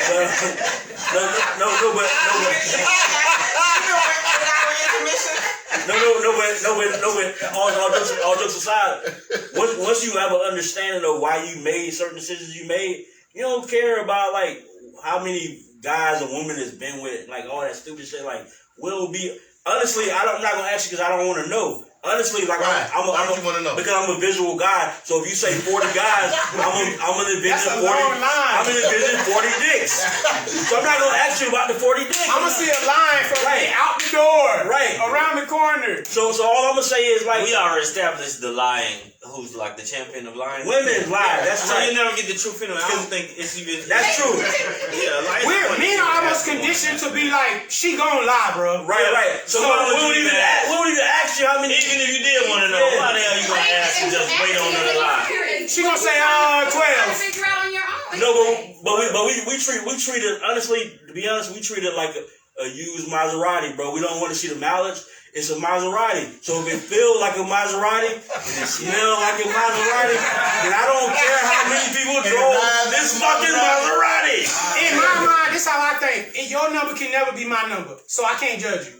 Because he was a hoe. But if you did meet a woman with your number, would you have a problem? I'm not gonna never know. I don't think it's possible. I really don't think it's possible. But if you was hoeing out there. But if bro, I don't. That would be wild, man. Would you be able to? Would you be able to take her? I would say, how many porns you done? She would have to be a porn star. How many porns have you done? She would have to be a porn star that did porn for 15 years. I really don't think it's realistic. We was raised wrong. My number is not realistic. Because you did it. So it's realistic. It can be done. No, man. If you was out here like a woman, I mean, like from 15 to 25, we was just giving dick to anybody. No, the market value of penis is not the same as vagina. There is no market value of a penis. No. Right. That's hurtful. Because you can just say, hey, you. That's fucked up. No, a woman can just say, no. What she just said, and I'm borrowing this from Jeff Brown. What she just said was, vagina is earned, penis is not. That's true. We was giving out pussy. Because a woman can just walk outside and say, hey, you over there. Come on, man. You wanna go? And dude will be like, yeah. You don't even have to say you want to go. You just got to give the eye. And but if we go to a woman and be like, you want to go? Yeah, you know what I'm saying? We got to know your name, your sign, what's your favorite color, what's your favorite video game, all this. Oh, we got to get rich. You just got to say, what's your name? I'm going to say, Jeremy, where are we going? So So it's kind of like. Where are we going? My dick has no morals. But no, this is why I don't ask. This is why I don't. Like men are whores. This is. I was a hoe. I'm gonna be real with you. But you know what I'm saying? I live my life, but I just don't ask. I be like, yo, I'm not gonna ask you, and don't ask me because I really don't know. Right. We're not gonna set ourselves up for failure. I don't know. I really don't know. I don't remember, and I don't want to know yours. Let's be honest. I was asking it for 3 years. I shook them demons off. Okay, we got a comment in the audience. Yes, I have a question. So basically, what you're saying is a whore can be reformed. Yes. I don't know about all that. No. Jaesun just said he was a whore, but he's no longer. But men can't be whores. That's all. I like reformed hoes. Because they got the skills and they know what they're doing without the soul tie. That's so wait, hold on. So, wait a minute. Because this came up. I want to ask you a question. It makes it. So if you were once a whore, and even though you stopped that behavior, you stopped becoming a whore, or you always a whore? I am a washer white as snow by the blood of the Lamb. I was asking it for 3 years. But yeah, my track record is what it is. Okay, so all right, because and the reason I'm asking that because when we had this when this came up in the shop, the question, we said does it go away, and if I remember correctly, it was because I think I said it. Where I said does it go away? And then we did the. Does it go away? So because it's common to hear women say, oh, women have a whole phase. I agree. Yeah. Right. So if she had a whole phase, have a whole phase. so if all women, an exploration phase. Hold on. Like here's the question. Hear it. So if she had a whole phase and you can't make that go away, does that mean that all women who had a whole phase are hoes? No. That means that all women were once a hoe, though. Maybe it went away. But I'm just going by what y'all said, man. Everybody look at me like, damn. But come on, man. That's what they said, right? All women have a whole phase. If every woman has a whole phase, that means every woman was a hoe at one point. Hey, my name is Debbie, and I don't stand by any of these. You're not still a hoe if you were once a hoe. I agree. I was blind, but now I see. But they say if you are a hoe and now you're a former hoe, you're still putting former in front of the hoe. Right. So you still a hoe. Yeah, you like just ain't an active hoe. Yeah, it just comes with time period. Like 91 to You deactivated your hoe 2003, I was hold out, and then you get. Yeah, I believe your wholeness can't be deleted, but just a little vaginal detail, and then you back. You just got a kegel, man. We have to be mature. No, we have to be mature. Maturity. I'm not mature. So women low key saying they don't expect men to be mature because you feel like if you say your number, he gonna look at you and be like, I'm straight on you. You know what I'm saying? And do. But that means that you feel like that about yourself. Then if you don't have a number that you can't say out loud, I can say without shame that I don't know how many people I've slept with. I don't know how many women I slept with. I don't know. Okay, but the woman that's gonna take me for that is gonna be the woman for me. The woman that say I want to do with you, cool. You ain't the one for me, so I don't care. It was a lot though. You might be able to know. It's a lot. Yeah, but I don't know. It's out of control. It's a lot. You're talking about you're a whore, you was a whore. People can change. Okay? We're saying that. Yeah, but it didn't seem like that's what we did say you're no longer participating in the same behavior. Yeah, but are you still saying that But does that change Just what saying, it was? if you was a hoe, you know you was a hoe. Was. Yeah. If you are now, you know. So it's hard for a woman to look you in the eye and say, I was a hoe. You was there every time if it's you. Like okay, so I hear what you're saying. I hear what you're saying. I hear what you're saying, and this is what I would say to that. Earlier I asked and I don't expect anybody to say anything in this room, but earlier I asked, you know your number. Are you willing to make that number available. So the fact that if you're not comfortable doing that, You probably then think you a hoe. you're not comfortable You saying doing you a that hoe. for a reason. In your mind, you a hoe. In your mind, and how in terms of how you see yourself, giving your true number will make you look bad. That should be in your life. Because to you, you look bad, maybe. Yeah, that would be the only reason you'd be like, 3. Really got Still more than 3. But there's this thing. Why is it number 3 though? There's Holy this thing. Trinity. There's this thing that whatever number she gives you, multiply it by 3. I've heard that before. But okay, so I just don't even want to be lied to at this point, so I don't ask. Yeah, okay. man. I don't ask that bullshit. Cause you just gonna lie. That's how I feel. Yeah, I gotta look you in. I gotta look you in your face. Now I gotta be with you when you lie. We got a question. Yes, ma'am. Would any of you feel comfortable sharing your numbers? Absolutely. That's Well, I need a personal. memory to be. Absolutely. She said any of us. I just She said said that. any of us. Absolutely. I'm in the hundreds. Ooh, what? I'm talking about like over 300. I don't know, but it's over 300. That's when you stop counting. And I ain't exaggerating. Like, I was out here. You know what I'm saying? It wasn't nothing for me to get women. They were coming towards me. I didn't even have to, they were just coming towards me. And at the time, with my issues growing up and different things and trying to validate myself as a man and using it as a coping mechanism and what I learned from my pops, it was just like knock them down. You know what I'm saying? And also, I do value women as beautiful beings. You know what I'm saying? So I ain't gonna never act like I don't see black women as beautiful goddesses. You feel me? So yeah, I'm up there. I'm Spartan. I'm over 300. I'm out of here. I can't tell you the number, but I'm not ashamed of that. I'm not ashamed. I don't have no shame about that. You know what I'm saying? You are a whore. If you look at me like this or that, that's fine. We can go get tested. I'll be 38. We can go get tested. I'm with all that. I'm not ashamed. That's what I did. That's where I was. I was unconscious. I was hurt. I was going through things.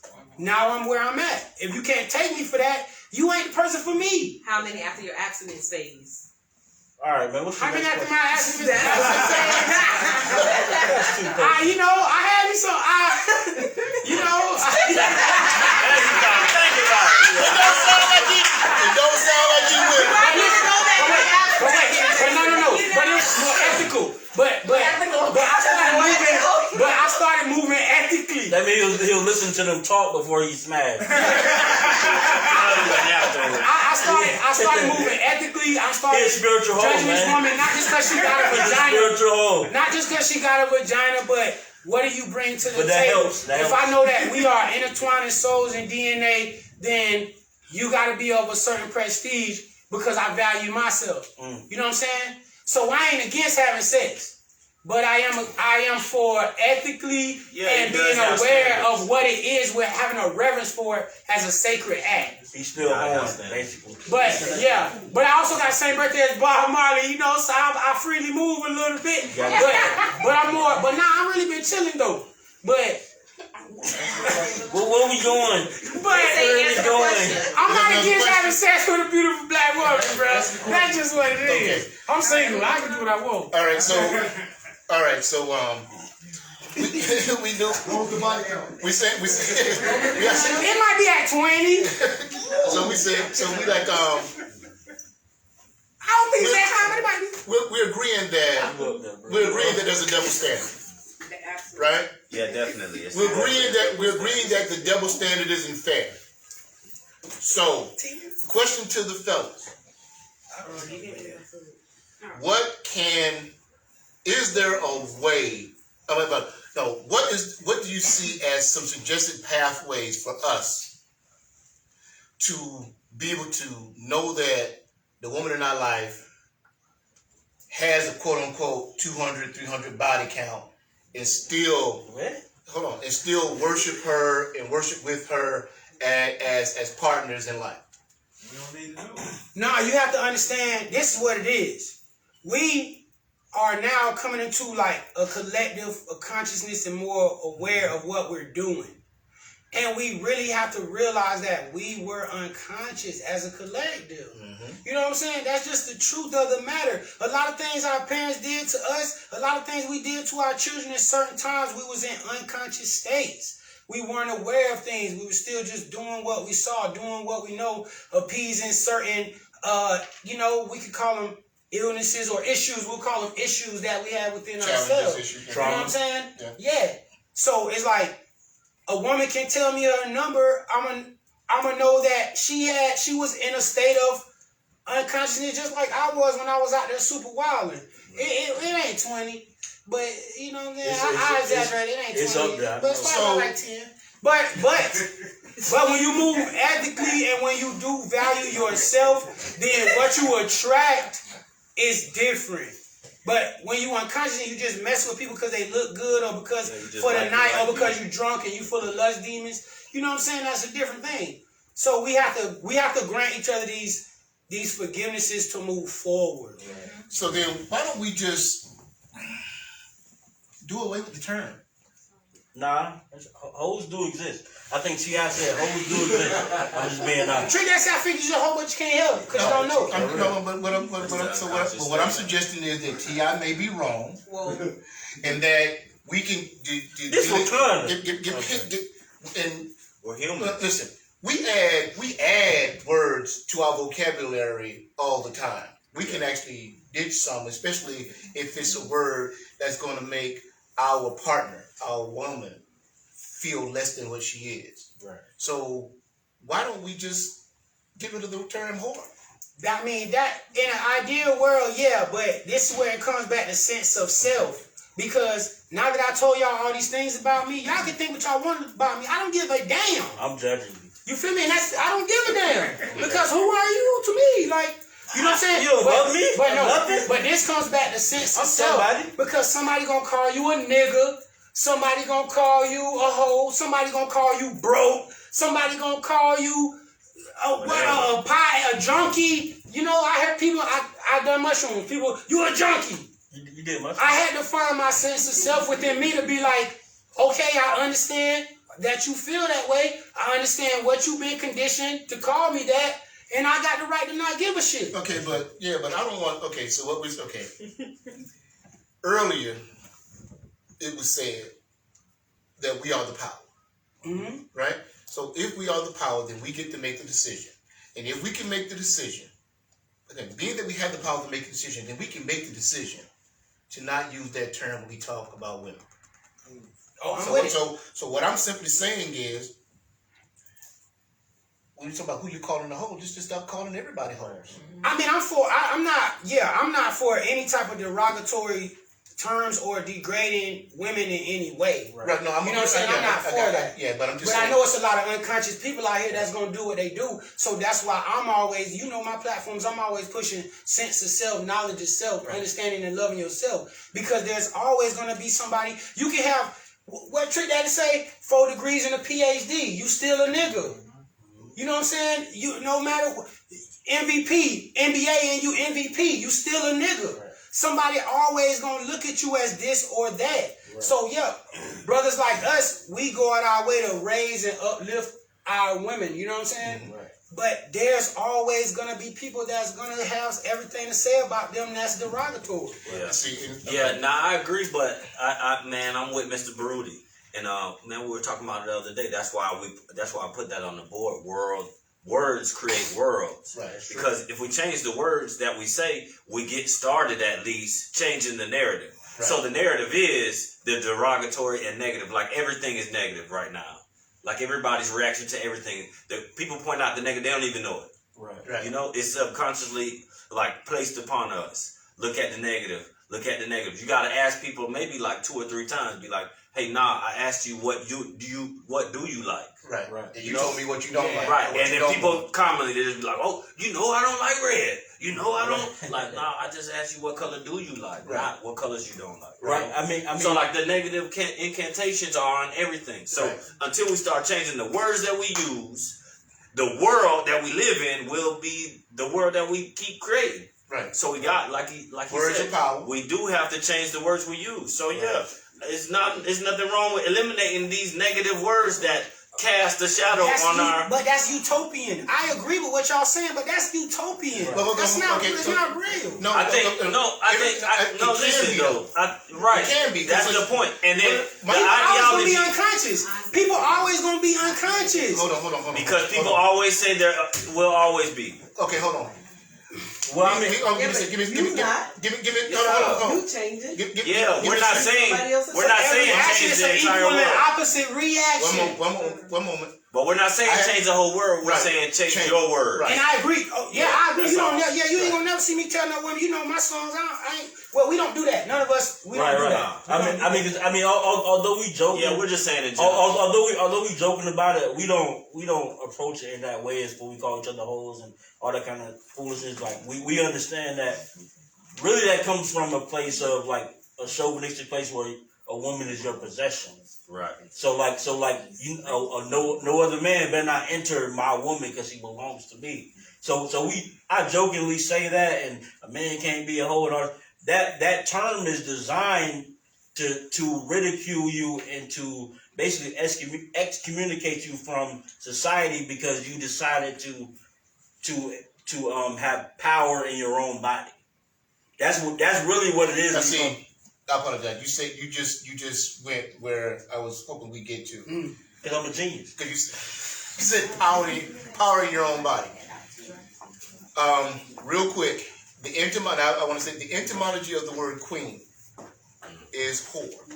Right. The queen is the king's whore. What's etymology? Etymology is the beginning. The origin. When the word came into existence. Why you just say beginning then? Because I wanted to say etymology. Okay, good. Because you have to look. You can't look at the beginning dictionary, but you can go to an etymological dictionary. Right. Why are you using these huge words? It's not a huge word. So anyway, so that's that part. But in Kama Sutra, I want to make sure I say this right. I apologize, I'm forgetting. But in Kama Sutra, when you study the Kama Sutra, the word I believe is sutra. That actually means the etymology of sutra actually means whore, but it's talking about the divine whore, that part of a woman's divinity that allows her to be this beautiful sexual being, so that when you're in that space, right, depending on the position that you're in, where you're making love to one another, this God-like feeling, and I'm saying God-like, but it's not God-like, it's God. It's God feeling that the two of you experience in becoming one. So the word whore, like all words, has a negative connotation because we use it in a negative way. Right? All words don't necessarily have, I apologize, I was going to say something that's not true. Words have vibrations. Right? So words are energy. I've had people tell me, you pay too much attention to words, which makes no sense to me, because every time somebody said it to me, it was a good God-fearing Christian, and that Bible they use say in the beginning was the Word was God, the Word was with God, then they telling me that words don't matter. Which makes it's a huge contradiction to me. If you're using a word, you are speaking something into existence. You are casting a spell, right? That's what. So, and as we say at the conversation, for the conversation, if you have the ability to speak things into existence and you are talking every single day, look at your existence and that's what you're speaking. If you want your existence to change the way you speak. And one real difficult thing that I have when I do my coaching is people don't want to change how they speak. But they say they want to change. And I tell them, no, the hell you don't. If you're not willing, as a life coach, my job is to find the habits, the bad habits, help you identify them, and then help you get rid of them. I mean, and by help you, I mean identify them and give you some strategies, but it's up to you to do it. But if you're not willing to do any of that, you're not willing to change. And something simple as words. Why not call when you're speaking to your children? Why not call the boys prince and the girls princess? Why are we doing that with every child everywhere? right? And then listen, man. I was in the Orange County Public School system for nearly 20 years, right? And I watch adults look at children and say things like, "He going to jail." Mm-hmm. And then when the little boy grew up and went to jail, they was like, "I told you." Right? We not even paying attention to the fact that we might have spoke that. We created that. We manifested that situation.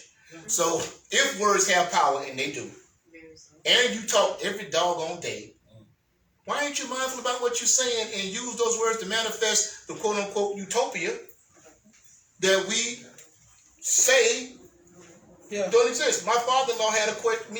My father-in-law was sitting out one day talking, and I pointed out something, and he said, the world will never change. Mm. But the reality is, the world is always changing. What is here today was not here. And this is not going to be here tomorrow. So have some say-so with the words that you use to manifest the community, the family, the love that we say we want. Nah, that's real. That's fact. So now that to me, wow, transitioning again. That to me is when we're in that space and we're doing that, I think that is, well, for me, that's my ideal of what unconditional love is. Because the question was, unconditional love, is there truly such a thing? And I know in terms of like relating with somebody, I don't see that being a real thing. I know it sounds good, and it's a fantasy. It's just a saying, man. It's not even. Now, I was about to say, it goes back right into what we were talking about, because the more, as I raise my consciousness and my awareness, then I began to understand why I was unconscious and how I became unconscious, which allowed me to communicate better and facilitate people to understanding themselves so that they could, raise their own awareness and their own consciousness level. Right. So that's like the unconditional, because somebody would just say, "Oh, them over there stupid," you know what I'm saying, or whatever. And I'm the main one that be like, wait, don't just forget about them brothers over there. You don't know how them brothers grew up. Right. Before you just write them brothers off. You know what I'm saying? So it's like, yeah, I ain't about to be on the corner with these brothers. Right. But the fact that I understand these brothers is what helps me to facilitate different programs and platforms and raise awareness, because understanding how people are will allow us to move with our youth and move on different things. Because a lot of these people just need to be understood. Right. Yeah. So they're going to reject anything you got to say. I made a post about that. We so quick to offer correction, but not telling people how amazing they are. Right. So in that moment, we just as unconscious as them. Yeah. Because you just looking at the results of, you're looking at the results of a lot of moments and experiences where you just want to write this person off or decide that they are this and that because of their results in society. Right. So that's not unconditional. You got conditions on what they should be because your mind is still conditioned to not be able to see beyond what they're presenting right in that moment. Right. So, yeah, it goes right into each other. I hope that makes sense. No, I got you. Yeah, it makes sense. Yeah. But that's unconditional love. It ain't. Yeah, I ain't finna go hang on the block with bro. I ain't finna ride with bro when I know he got them things in the trunk and 3 pistols in the car. But he gonna get all my love, and I'm not gonna shun him, and I'm not gonna let nobody talk crazy about him because they gotta walk in his shoes to know why he moved like that. Yeah. And that's my love being unconditional for him. But you know what I'm saying? But I'm not being stupid. You know what I'm saying? I'm gonna jump in the car with you, bro, because I'm a ride. Right or wrong, you still a dog. Right. You know what I'm saying? Nah, bro, I ain't trying to. Now, okay. What about in terms of relationships with your partner, your girlfriend, your wife? Is it possible to have unconditional love in that situation? Yeah. I mean, I don't believe in the term unconditional love.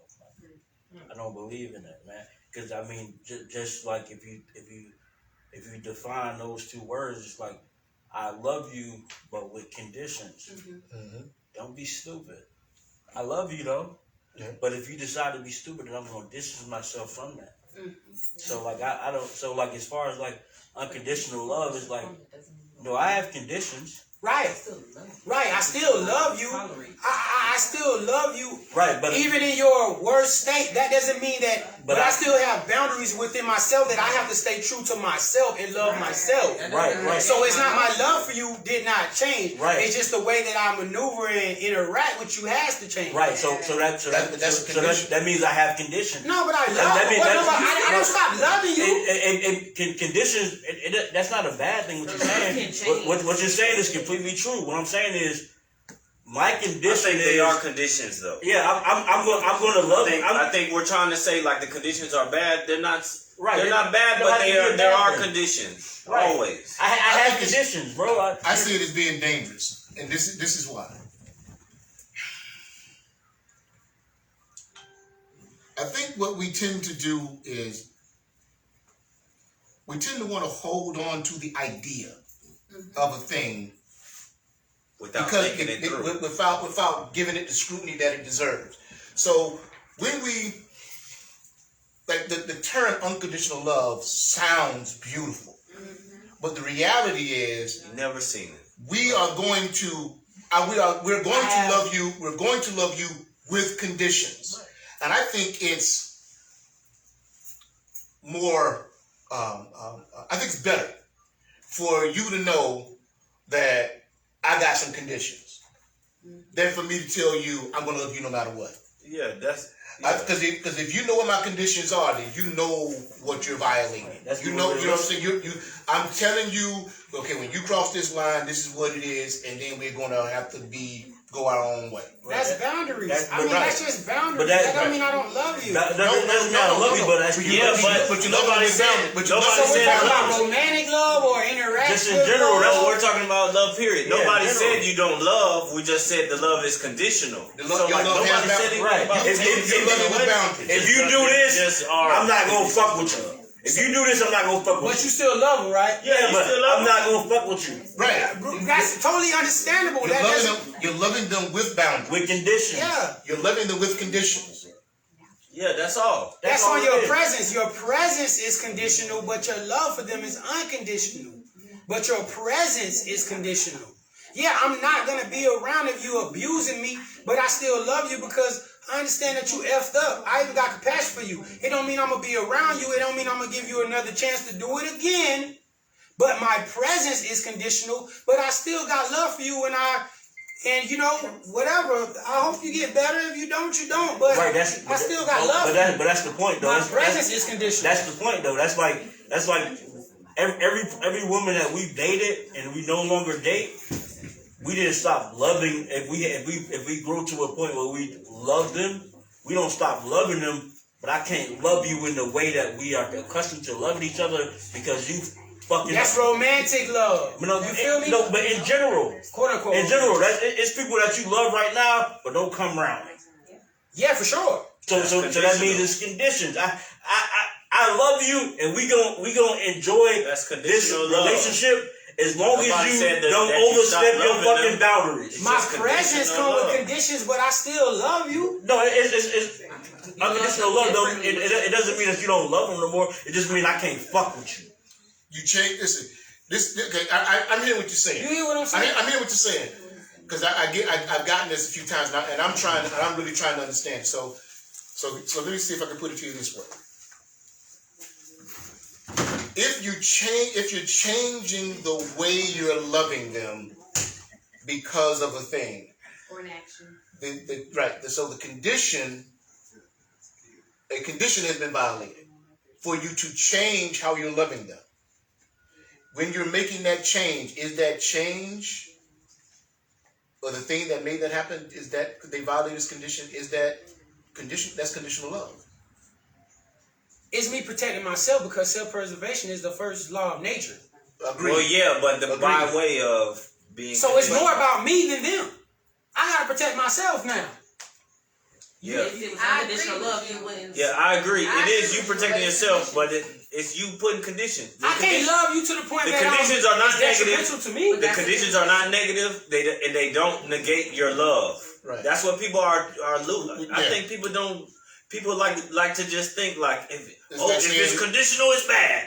No, that's not true. All of it's conditional anyway. I ain't saying it's bad. I'm saying, yeah, it's not. It's common to be like, yeah, I love, but I can't fuck with him. Right, and that's conditional. So that's okay. So that means, I mean, that definition of love is subjective then. But yeah, it is. Because I'm saying I love you, but I can't fuck with you.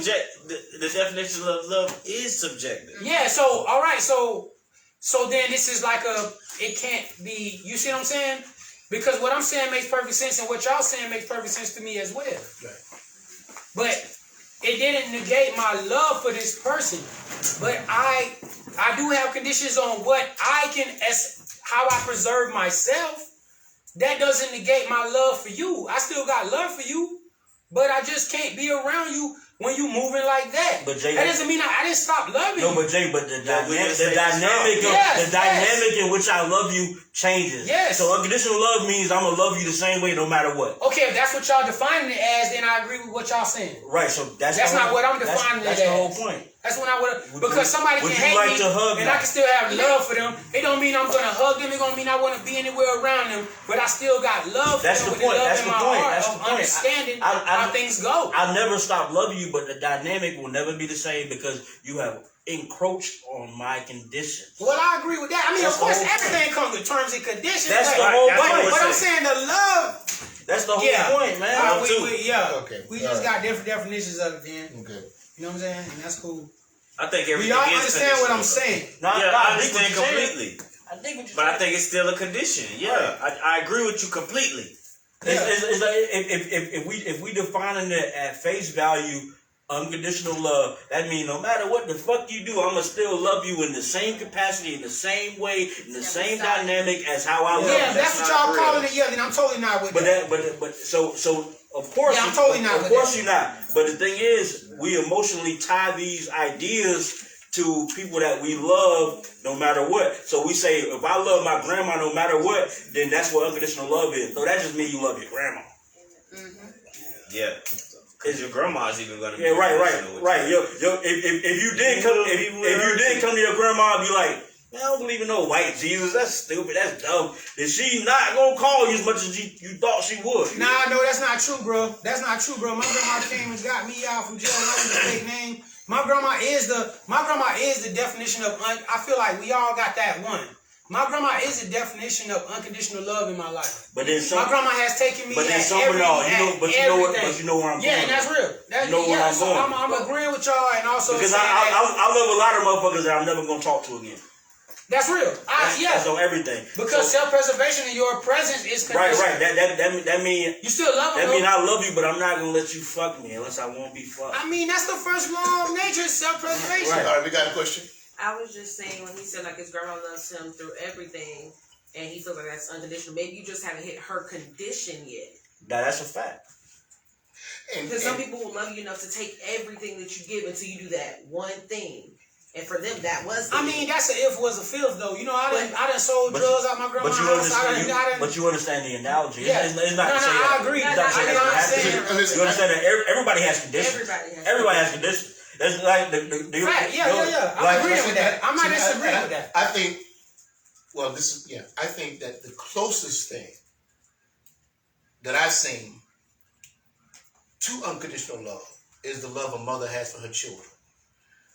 But she still got some conditions. There's only so much stuff you can do before your mama like get your little blankety blank love and get up out my house. That's right. Right? So and I think that's the closest thing to it. And I've witnessed some situation I was like, wait a minute. This actually might be unconditional love. Right? And this was a parent to the child. But the child is horrible to the parent. So, but the parent is loving this child unconditionally. So they made me think that if unconditional love exists, it's toxic. That's exactly what I was because I was going to say children do it too, because you can beat the crap out of your child and they'll come jump back in your and you in it, and she probably didn't even realize, even as a mother to a child, that she was in it. Right. That's a toxic relationship. She's not self-preserving, even if that is her child. Right. Yeah. Like the reality is, you should have conditions. You shouldn't let nobody. You shouldn't love somebody so much that they will hurt you. Cause you heard what I said? I said like you can you can do your child so dirty. You know what I'm saying? Yes. You can beat them. You can wait till they get out the shower and beat them with a extension Yes, cord. but that's, And they'll still. and that goes back to the iceberg slim story, where like yo, if you if you don't know who iceberg slim was a pimp like in the 40s. He wrote a book. He wrote a manifesto. He wrote like several other books. But he basically break down like capitalist environment and stuff like. But he breaks it down in terms of pimp. The pimp hole mentality. The pimp hole mentality. So like, and our parents have done, because we are bred in a condition-based society where, as black people, from a slave conditioning, where we do these things to our children and to the people we love, and we accept it because it's a part of the capitalist society. It's a part of control. So, like, basically, what you're saying is like how you control a woman, a hoe that you can't control, is you whoop her to the point where she has bruises, she's battered, she's beaten, and then you pour her a bath, and then you give her pain medicine. And you bathe her, and you soothe her, and she'll love you so much for putting her back together that she'll forget that you're the one who fucking broke her in the beginning. Yeah, because it's like That's real. Yeah, because the analogy I use about little black Johnny and little white Johnny, right? Two kids in the bank with their parents, white Johnny and black Johnny. Black Johnny staying next to his mama, right? Because he's being raised to be a well-behaved child. He's institutionalized, right? He's being right. So he's standing next to his mom, and a white Johnny walking all over the bank. Yeah, he walking into people's offices and he's talking to people, and he walked on over to looking down the little hallway, and the bank manager sees him, takes him down and shows him the safe. Right now, we look at that scenario and we'll say, little black Johnny's a well-behaved child. Mm-hmm. And we'll look at little white Johnny and say, look at that little boy, he all over the place. Yeah. Right? So now you fast forward 20 years and these boys are 26 years old. Yeah. One of them has been taught to stay in his damn place. Mm-hmm. And the other one was taught that he can go anywhere and he can do anything and he can speak to anybody. Right. So that idea of keeping our children in a place has a history attached to the slave plantation. Right. Where a mother would keep her child close to her and keep her child safe and keep her child in its place for fear that he might be sold off or might not please master, or might get killed and be gator bait. Right. She could lose her baby. Protective, yeah. So, but now we haven't decided that to teach a young boy to stay in his place is to rob him of an opportunity to be a man. Yeah. Yeah, he can't be rebellious or speak out. Right. That's a man. Right. He can't be a leader. Right. So now that's why it's institutionalized. Right. Yeah. So now, because now in the school system, when little boys are asking questions, right? When you understand that they're in that space where they're asking questions because the man in them is growing, the man in them is coming forth.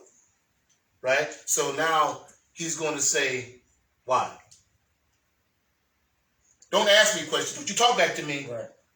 So there's a man trying to bloom, trying to blossom, and the world says, and in the world I'm talking about our community, says, sit down and be quiet and do what I told you to do. Right. So now, and if that don't work, you're scared out of it. Right. So now you fast forward that 20-something years into the future. Now you got a young boy who's trying to find his way in this world, and he meets a young lady that he wants to be with, and she's now dealing with somebody who ain't a man.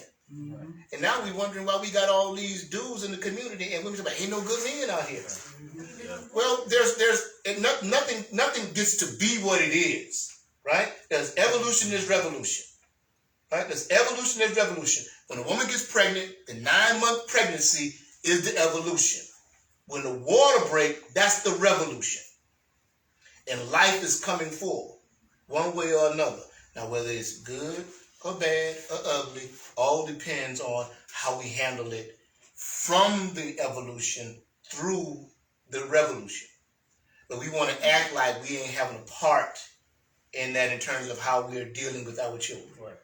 I just made a post about that. You saw it where I said, you this child coming forth with his divine warrior spirit, and instead of cultivating it, they try to beat it out of the child. But then it's like now you're looking at two imbalanced warrior spirits because the parent trying to like, nah, I'm the top dog here. Right. But so now you trying to beat me out of you. Right. And it's deeper because it comes from the reason your mom or whoever's the matriarch or the patriarch in your household stop you and stifle you from asking why. So a part of them stifling you from asking why is number one because they don't know the answer. So like it's uncomfortable when your child asks you something that you don't know. So you naturally you'll be like, stop questioning me, so stop questioning me, boy. What about when they asked it like 37 times? Right. That's natural inquisition though. Right. Because if I exactly. It's true. But if I ask a question 20 times, it's because you didn't give me a proper answer. You don't that's not a proper answer. To me, you're right.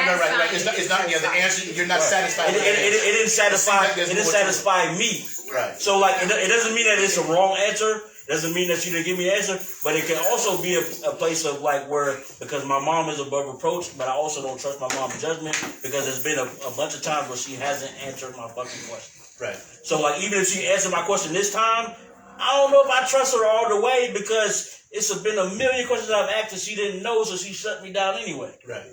But like I always say, I was in my 30s when you told me to question everything, and nobody in my life had ever told me that my entire life. Yeah.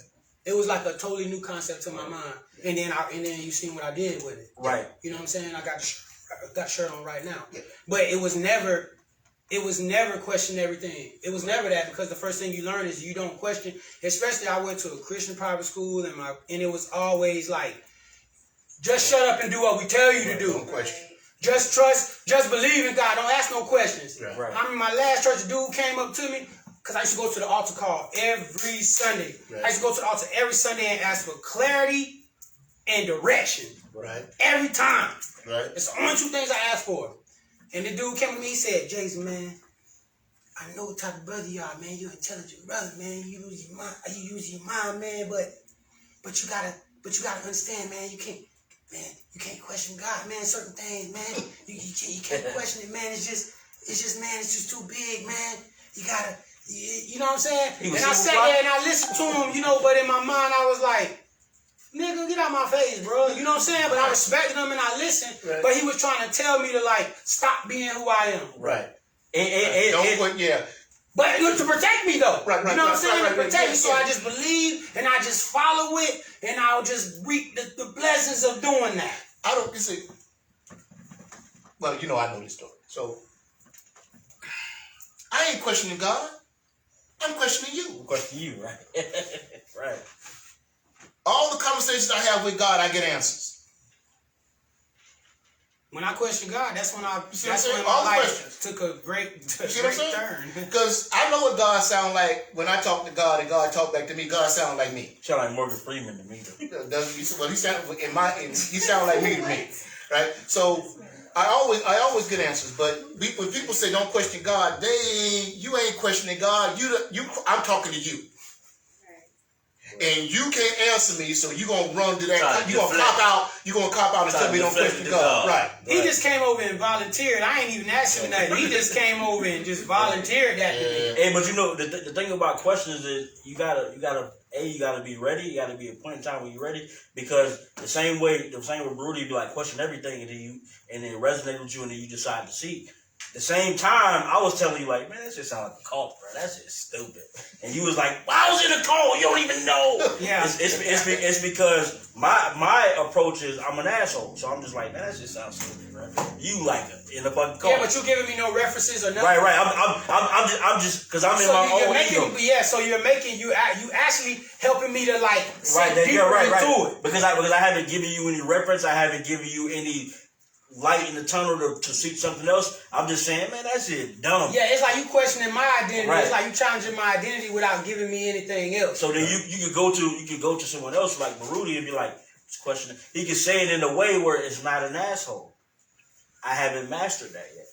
But he can say it in a way where it'll make you seek in you. But even in Christianity, the Bible tells you to seek the truth in yourself. Mm-hmm. But with me, because I've already read that, I've already decided that that's bullshit, and then I've just moved on to something else. I'm just gonna be like, man, that's bullshit. Instead of me like retracing my steps and then explaining it. Yeah, and we got too much of that, and that's what makes people revert deeper into it and regress deeper into whatever things, not just this or that, but just when you tell someone, you offer somebody some type of correction without pointing them to anything else or even pointing them out to who they possibly could be. You know what I'm saying? Right. Because not only is the human nature to be inquisitive, it's also to be, if I didn't get the answer that I needed right then I'm gonna go back to I'm gonna revert back to what I'm comfortable already was doing. Yeah. And logic at some point is gonna that's why it's called a belief system, not a knowledge system with anything. Because logic at some point is gonna say, I don't know how a man could be in a whale's stomach, bro. That gotta be deeper. That gotta mean something else. Right. Because I'm thinking about stomach acids, and I'm just thinking about, you know what I'm saying? Like this my brain as a jit. I was reading newspaper at 4 years old. Right. You know what I'm saying? So I'm like, this just don't add up. Like, I don't, that's not So he was in the well for 40 days? Yeah, I'm like, that's not scientifically. Then the well spit him out on land. He was fine? He made it. And the well was fine? Not 40 days. But they just... How many days was it? I'm sorry. Wait.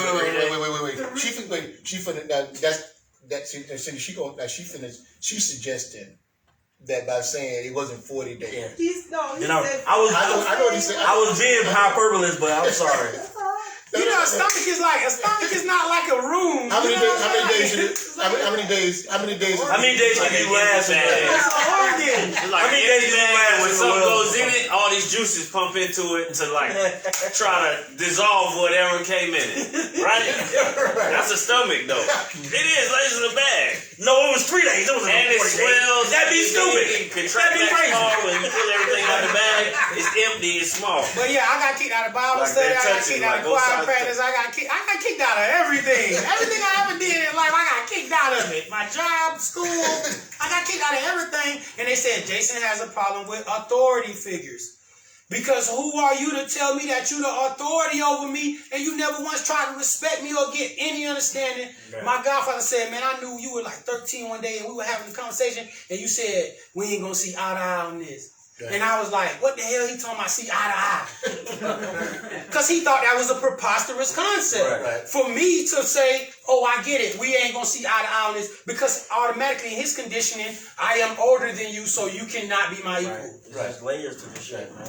And we had a good talk about that. Like, man, he said, I just knew you were just going to be hell, Jay. And you was going to have to figure it out on your own because you just weren't going to allow people to tell you which way to go. You know what I'm saying? Like, they were going to have to explain it to you.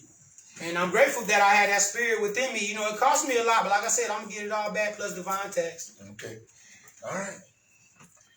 Let's swing into this last one real quick. Feminism versus Himinism. I got hit up quite a bit on this one. A lot of people are like, what is it? Yeah. So I really want to kind of start there. Now, we know feminism is the advocacy of women's rights on the basis of equality of the sexes. Right. What do you think Himinism is? Tell me. Let me. The advocacy of men's rights. Google that, man. I ain't that smart. Let me do this.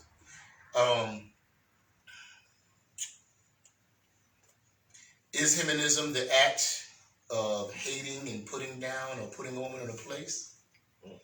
Himinism, is it the American man's answer to feminism? Is it something that we coming up with just to have something to go against feminism? Oh yeah, man.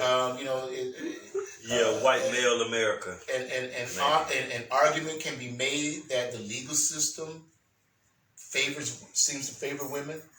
So men are rebelling against that and coming up with their own movement. Has the pendulum finally swung from radical feminism to its polar opposite? What's a pendulum? and giving birth to radical Himinism? Are men finally pushing back? Or is the idea of Himinism the moist man's attempt to justify the way of the old, to go back to the old archaic time? What's a moist man? What's a moist man? So man with too much moisture. That's good. That's good. That's good. I like moist man. I heard that before. Yeah, you can. You must have That's not mine. That's Corey Holcomb. Oh, okay. Shout Shout out to Corey Holcomb, bro. Hey, argue with your friends, man. That's what you're supposed to do. Why do you think? So here, why do you think there are movements like MGTOW? Men going their own way. What's MGTOW? MGTOW. There's a movement now primarily among white men. They call the movement MGTOW, and it's men going their own way. That sounds homosexual. It is. Maybe that's what. Hey, has the feminist movement infeminized a generation of men? When we consider that 70% of men, we're talking about 2013 now, 2013, 70% of men that were born in this country were born to single mothers. Damn, that's. Is there a real need for Himinism, or is it just a bitch made move by the Moist Crew? You wrote that? Some of this is me, and some of this is me. And some of this for. I thought I knew you. You did know me. You do know me. Some of this is me. Yeah, it's a wounded. It's definitely let me do this. I want to give credit where credit is due. Some of this is me, and then some of this. If you saw the flyers, guys, you saw that we were going to have a tribute to our man Zoe Williams. Zoe, right? Voice of Reason. Zoe, the Voice of Reason. Zoe is comedian. He has his own podcast, and he's a very bright brother. And recently, Zoe Williams and Corey Holcomb, two men that I admire, and I watched them. They had a situation that played out on camera, where they had a falling out, or they had an argument. I can't say they had a falling out because we don't know what tomorrow brings. They had an argument. That was a falling out. And when and I think for a lot of us when we saw it, it was like, okay, wait a minute.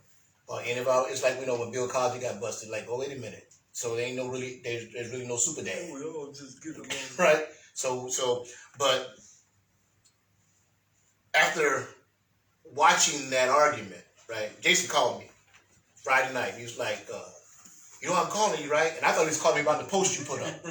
So we was talking about one of your posts. He said, no, yeah, that was this, and we can talk about that. That should be a good topic. But I'm calling you because I saw Zoe and Corey, and I was like, yeah. It hurt me, man. It hurt. Right? So it's almost like for us that relationships aren't, are there any relationships that are sacred among men? But then when I listened to Corey on his following podcast and he talked more about it, I got a different understanding.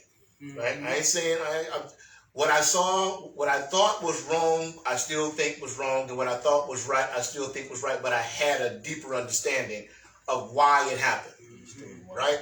Why it could happen, rather. So I was like, okay. Then I realized, okay, I made a mistake. And the mistake that I made was I looked at something and made a decision about it without knowing anything. Right? So I actually owe both brothers an apology for that. But I still wanted to mention Zoe, and I want to encourage people to check him out. He has 2 shows that are on now. You can find them on YouTube. One is the Zoe Morning Show, and then the other one is Mansions, and that's Men Building. And I think Zulu Mansion. Zolo Mansions. That comes on Thursday evenings, and the other one comes on Mondays. But you can find him on YouTube. So he's been a real good inspiration because we started doing something that most folks may not know. We started doing these conversations. But 2016 is when we started doing the conversations, and we were doing them just to do them locally, just to give brothers a place to talk, where sisters could come in and listen to us talk and get a better understanding of how we think without knowing. Get it from the horse's mouth, rather than listen to your mama who no longer has a man, listening to the TV, who write fantasies and give you Disney World experiences, right? And all your girlfriends who ain't got nobody, right? As Jeff Brown said, the media, your mama, and your manless friends. That's where it's seen that majority of women got their advice about men. So we wanted to create a space because we just realized there weren't many platforms that like dealt with that, right? So we've been doing this now for a little while now, and we feel good about it. And we're recently another shout out to what we're getting ready to do. We're in the process now of launching our own television app. There'll be more coming out about that soon. So us doing it the way we're doing it, where we're bringing it to the world, is because we're getting ready to bring it to the world. The Woodwall Show, the Conversation Before the Conversation, the sisterhood, womanhood, motherhood conversations, the review, and then we'll be doing more one-on-one conversation, more topics. On top of, we finna kill the game. We got right about now we're at about 27, I believe it is, folks that we're working with in terms of production and getting ready to produce and put out there into the platforms. So please stay tuned. There will be more coming on that.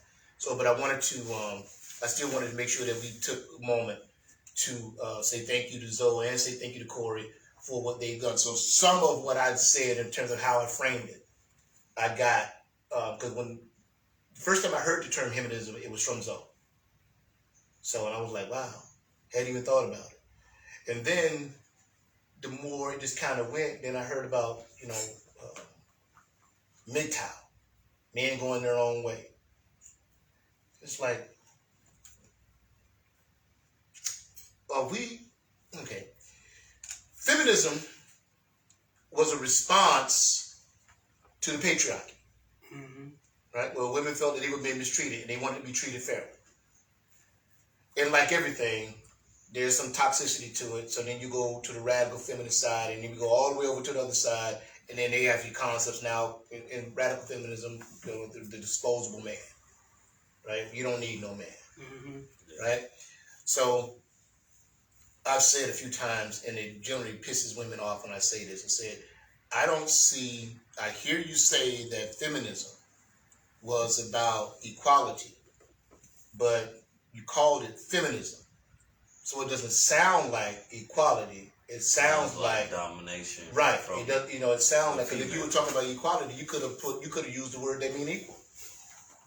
You could have chose a word that meant balance. Or everybody. Right. To the coming together. Because we don't went from one end of the spectrum to the other end of the spectrum with feminism, and now we're going from feminism to Himinism. We just swinging. That pendulum is swinging. Yeah. It's still swinging wide, and as far as I understand it, as I understand it, the idea is to get that pendulum to stop swinging so wide and smooth out that ride by letting it go just a little bit. So there's more balance. There's more. Everything's more centered. Ebb and flow. Right. So is it a bitch made move? Yeah, It you try to seems move a petty, woman. like, tit for tat, like, oh, y'all got a group? We gotta get together and do a group. Like, I need women. Yeah. Right, it's weird. That's just on that. Well, see, no. Now, see, in terms of mentality, it ain't that they don't deal with women. They have women, right? They have women, but they're not marrying. Yeah, they're not looking at long-term relationships because as far as they're concerned, marriage is a bad deal. I hate it. Yeah, the way I looked at it, like they wanted the ability to interact with women without attaching their assets to them, right? In no shape or form. Oh, I'm with that. Yeah. Everything's an even exchange. Yeah. Everything's an even exchange. So, like going Dutch. Yeah. Because permanently. And that's like an average, and that's like an emotional response to feeling like, because it's a common perspective amongst men which is being reiterated by a lot of woman platforms, that man needs to be directly making your life easier or else he's nobody. He should be nobody. Right. You shouldn't care about him. You shouldn't nothing. If he's not He's directly making your life easier on this planet, he's a F-boy or whatever. He's a broke boy, or he's not nobody to be respected or even nothing. Right. So which is an emotional response to a patriarchal view of objectifying women and saying that, yeah, if you ain't giving me what I want, I ain't doing nothing for you. Right. So it's all emotional responses to unconsciousness. Yeah, right. So at the end of the day, it's rooted in unconsciousness. Right. So everything is just an extreme end of the spectrum. So like if I'm a feminist, then I'm gonna go on the opposite end of the spectrum. It's super extreme. When really, and that's just because all the other ideas have been convoluted and like toxified by ideas that have been conditioned in our system. We conditioned to believe that a man's supposed to do this and a woman's supposed to do this, and we live by those gender roles and gender understandings. So then we are trying to find our balance in that convoluted system from the beginning. It's an unconscious take on self-preservation being the first law of nature. Right. It's like a rescue animal, you know what I'm saying? And you try to give it some love, and it's like, because you don't trust. It's like, I can't trust. I can't trust you. The last person beat on me. You know, where we'll see a woman that have dated 6 men in her life say all men ain't shit. Right. Like, baby girl, you 20. Yeah, it's those 6 men you don't even know that you dated based on your upbringing and childhood, that you haven't even connected to that trauma to the men you date, and those men are the ones who ain't shit. And like you said, the media that regurgitates this, you know, this thing that men are just here to just abuse women somehow. We're going, whether it's mentally or verbally, physically, sexually, we just here to abuse you somehow. Because the reality is, no matter how terrible a man you think he is or a terrible woman is, a man basic desires and needs as it comes to companionship is very simple. And vice versa. What we want from a woman is very simple. What a woman wants from a man is very simple. It's all these other ideologies that we've added to the equation that we've decided, yeah, that makes sense. Yeah, I can put that in there too. So you just making a gumbo and you don't care what it tastes like.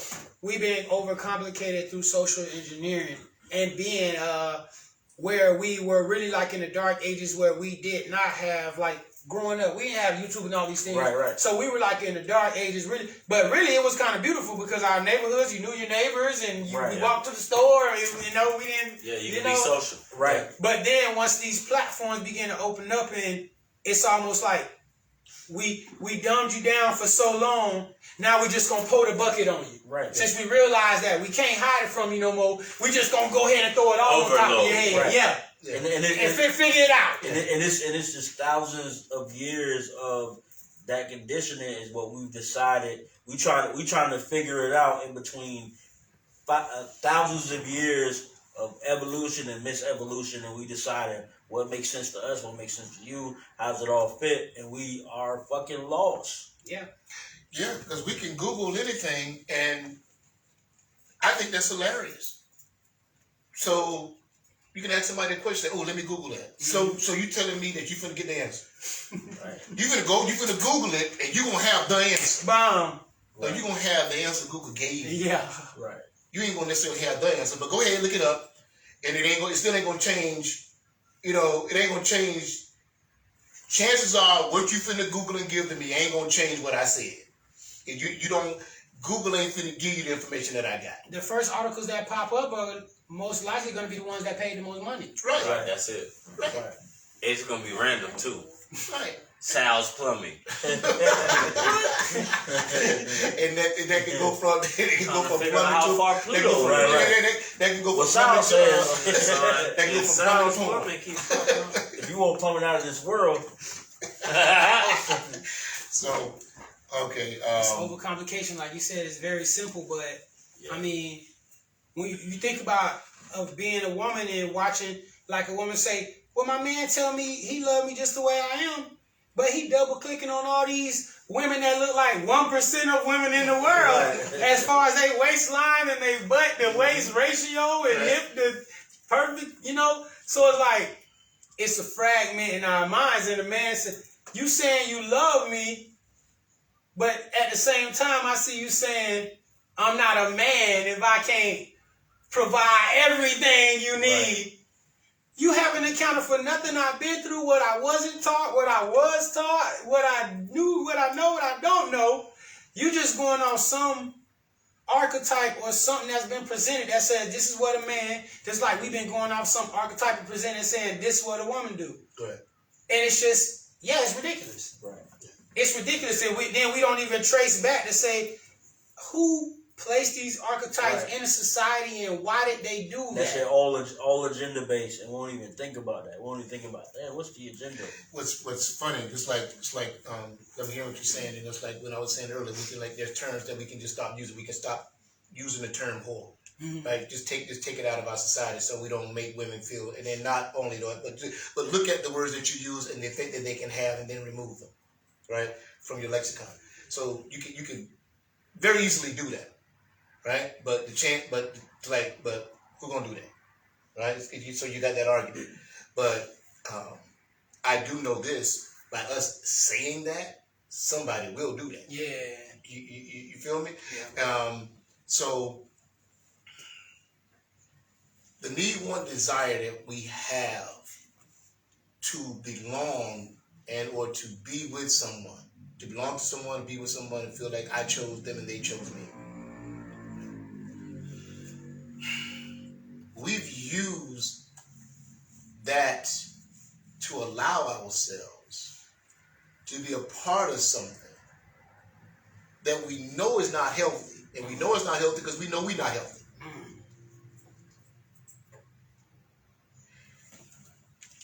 It's doomed to fail. It's doomed from the beginning because, again, we know we're not healthy.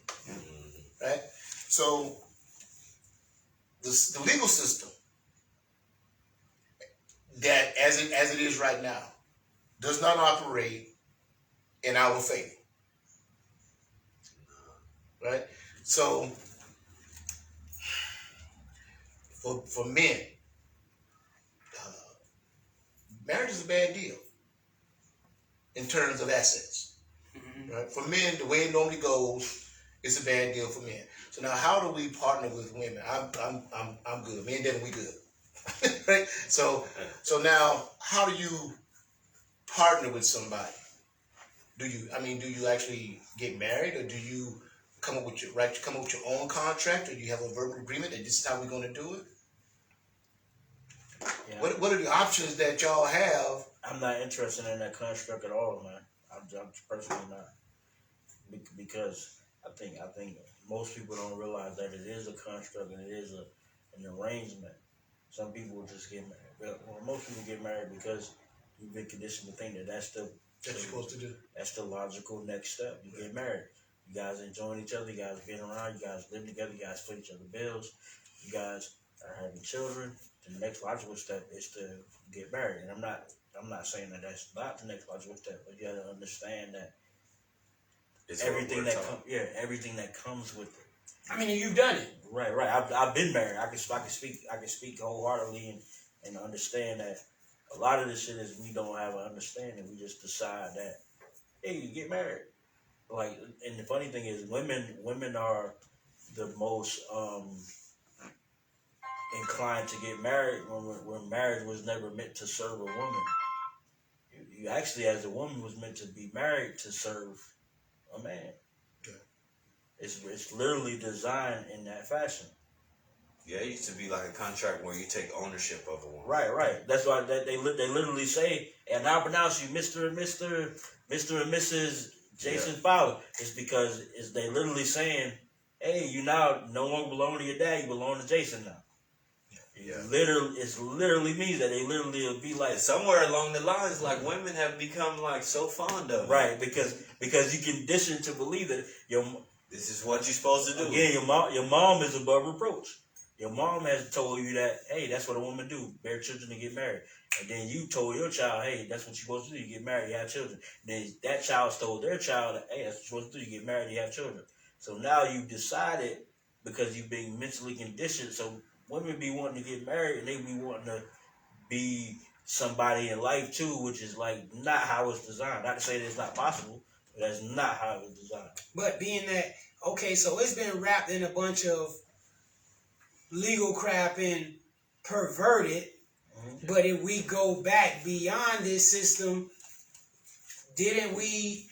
How far are we going back? Didn't we? There's tribes and villages and different things where a man and a woman have committed themselves to each other for the rest of their lives. They had a ceremony, and there was no third party. The fallacy in marriage now is there is always a third party.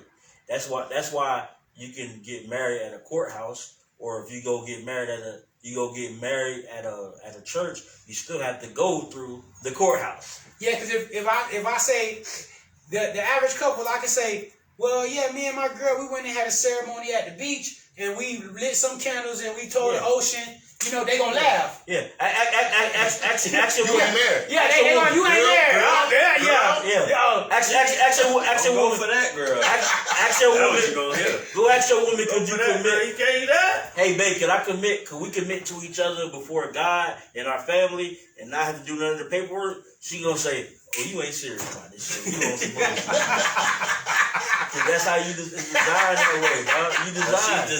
But she's been designed to get you back into these systems, right? And then what you gonna do? Because not only is your mother above reproach, but the woman you love is also above reproach. And there's no longer a reverence for spiritual and energetic signatures and vows and words that we make in front of each other before the creator or whatever we want to call it. And you can't... We're like pretending like that's not real. Right. Put it on paper and it's real. But it's like, if I tell you, I'm going to do this for you, and then I don't, I got to deal with the energetic repercussions of that. And I got to deal with you looking at me totally as a different person. Right.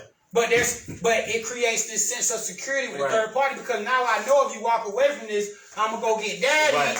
I'm gonna go get daddy. Right. We gonna handle this. And here's the kicker. And this is the thing, that because you so conditioned to do it that way, that even if I'm a man and I'm a woman and we decide to do it that way without paperwork, then by law we still did it. So I still owe you.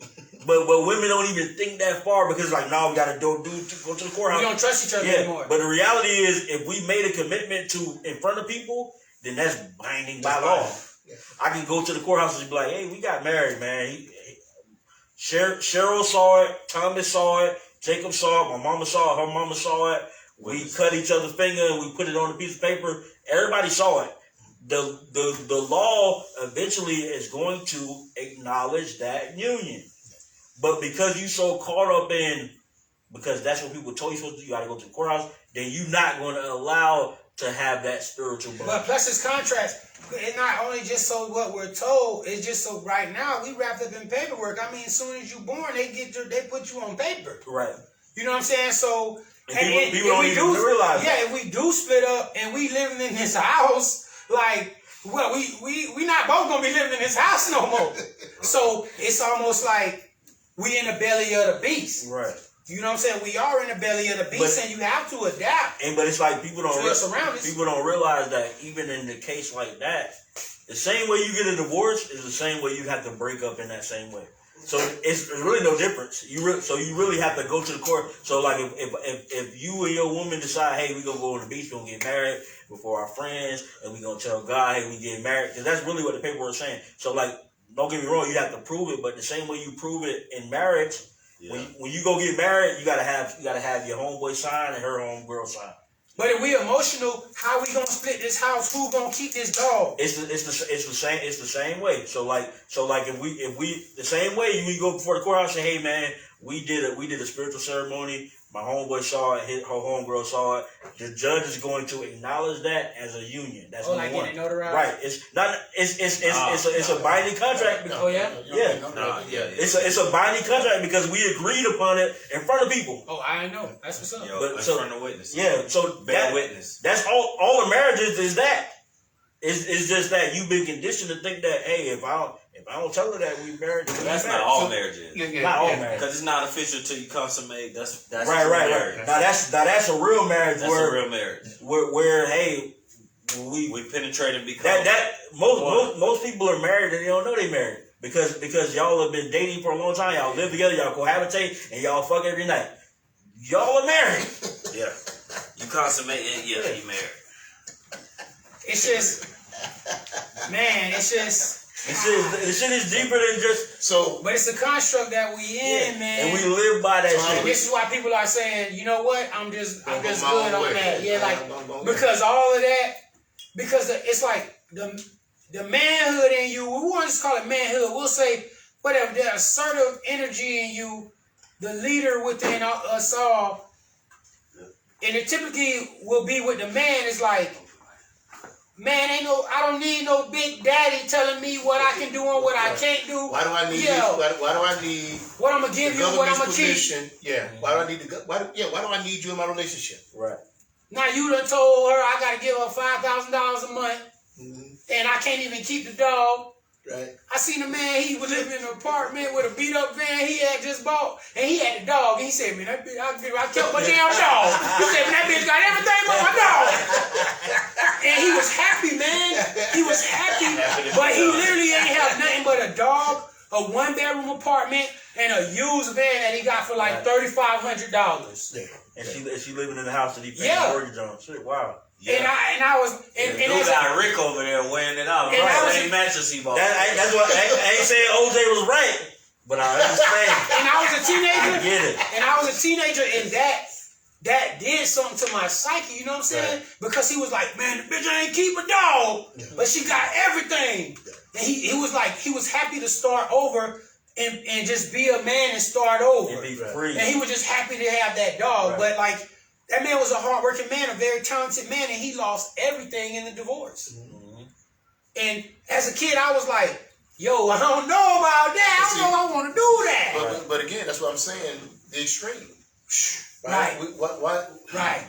Are we really seeking balance? No. Right. So we seeking even, and people mistakes balance with even. They think that's synonymous when it's not. Yeah, equality and fairness is two different things. Right. We trying to be even. Right, because you can be married to somebody where they make 3 times as much as you. Yeah. And I come home and I cook and clean with you. So fair or even or fair or what's the other term? Well, that's fair. You get so but even is if not you the make same. 3 times as much, then when we leave, then you get your portion. Right. You Balance is not even. You contribute 3 times as much, so you walk away 3 times as much. Right. Do you? No. And if you don't want no trouble, do you know that? But there's a situation where where the man or the woman can make, let's say we'll use a man and woman for example, where the man can be the breadwinner, but like he literally doesn't understand organization like his wife. Which is the way it is. But the fool's goal that they give us is that they assign these roles to gender. Maybe your husband might be the more organized one. Right. I was just saying, just for that, it's the case scenario. How do you split that up? When really, on paper, this person was bringing in all the money, but like they don't even know how to. They don't even know how to manage the money though. Right. I've always dated studious women because certain things I did not learn. Right. So how does that? When is that factored into a court of law? And we are dealing in, we do think about worst case scenario as if this don't work. We're doing a prenup right now because if this don't work. Right. Because when you marry somebody, you're not just marrying them right then. You're saying, I'm going to be with you through every phase of your life as you learn who you are and grow and outgrow and become. And like, I think a lot of people factor that in. But good and bad and ugly. They don't factor it in. Right. They don't understand it. They think you're going to be this person right now. We in bliss. It's going to be this. That's the flaw. They also think we done too, like. Right. That people don't think of it as the beginning of something. Right. They think it's over. Of it as we made it. Like I got a wife now. Right. Yeah. But that be like, well, I got my husband. But that's a part of the like conditioning. That matters. Like man, that's a part of your conditioning. So now what you gonna do with it? Now it's time to go to work. That's why you have That's why you have people who get married. They be like, man, after I got married, everything changed. No, everything that changed is just your idea of marriage and her ideal of marriage are different. Nothing changed at all. It's just y'all entered into a phase that y'all thought was different. When really y'all been married, y'all been living together, y'all been splitting the bills, y'all been had children, y'all been sharing each other's body, y'all been married, but in this society we've decided that you got to go through the ceremony, the paperwork. We decided what marriage looks like, based on what we were told. Exactly, because it looks like a piece of paper, and I understand. Really, the ceremony document. The ceremony is like, hey, I love you, you love me. You better not fuck nobody else. I better not fuck nobody else. And we having sex. That's honestly the ceremony. Yeah. Everything else is cosmetic. That's why people be like, well, you better not be cheating on me because you decided that we are committed to each other and nobody else. Yeah, we belong to each other legally on paper. We belong to each other. We have this whole. You belong to an estate though. Right. Whoever's name the estate is in, that's what it is. Yeah. So yeah, it's the estate. So like y'all become an estate together. Right. So all your assets underline under the same guidelines as one estate. I'm not against it, but right now I don't. It's just not beneficial. Yeah, right now I don't desire, but I'm not against it, and I also like y'all marriages are beautiful. You know what I'm saying? Robey, my other boy, Robey, his marriage is beautiful. You know what I'm saying? Y'all keep it real with me. They'll keep it real with me about ups and downs in marriage. Robey keep it real with me about ups and downs in marriage. You know what I'm saying? You keep it real right on the platform about the ups and downs of marriage. You know, so y'all have helped to reshape and reopen my perspectives about these things. And that's why these platforms are, like you're saying, balanced. These platforms are necessary because we aren't being given balanced. We're just seeing lavish weddings and we all got on the same outfit and we're taking the cool pictures and and we're not gonna tell everybody what we're going through. Right. We just gonna put a smile on when we around people. Right. You know what I'm saying? Until we break down and be like, man, I don't know if I don't really want to be with this woman no more. You know what I'm saying? Right. And so we do need more balanced platforms and perspectives. And that's where that's how these extremes are happening now, where you see women saying, get everything you can get out of that man right away before he use you. Right. Use him real quick before he use you. Right. And the man saying, you can't trust her. Get what you can get out of her. Right. And move on. Right. So we actually go into relationship seeking leverage. Yeah. Over the person, this is a problem. We go into our relationships seeking leverage of the person we've decided is supposed to be our partner for life. Mm-hmm. So now you're going to spend your life always jockeying for leverage over the man and the woman you say you love. Right. Yeah. And that, which is that's not love. There's no love in that. And you feel like if I lose my job, I mean, I've witnessed women I'm in a relationship with begin to respect me less, talk to me different, and look at me different when I lost my job. Facts. I'm still loving you the same. I'm still cleaning, washing the dishes and cooking for you and love you the exact same way. But right now I don't have an income. Yeah, they don't want no house husband. Yeah, it's like cause life told me you provide. And it's like, but usually it's money. Right. It's some kind of security, stability. Right. And in this world, that translates to money a lot of times. Right. And I agree with that too. If you a married woman, you need to be able to take care of things. But if something happens, and something's going to happen, every time, because the hands on the clock keep turning. Right. Yeah. Something's going to happen. So as a man, like I've been in that place of fear because I've been traumatized in relationships. Like I tell y'all, when I was working 65, 80 hours a week, my children's mothers looked at me like a god. Because I was bringing in money, and whenever they need to call me, it wasn't nothing. Right. But because I desire that. As a man, I desire to be able to be there whenever you need me. Right. Like I do desire that, not just because society told me that, but because I love you and that's innately in my nature. But I witnessed when I broke my hand and I lost that job, and the phone calls stopped coming in like that, and the looks in their eyes, the twinkle wasn't there no more. Right. You know what I'm saying? Right. And being at that time that broke me down because I realized like, dang, my worth to them is attached to how much that I can do for them when they going through things. Because they're still going through things because they ain't figured out this whole financial freedom thing neither. Right.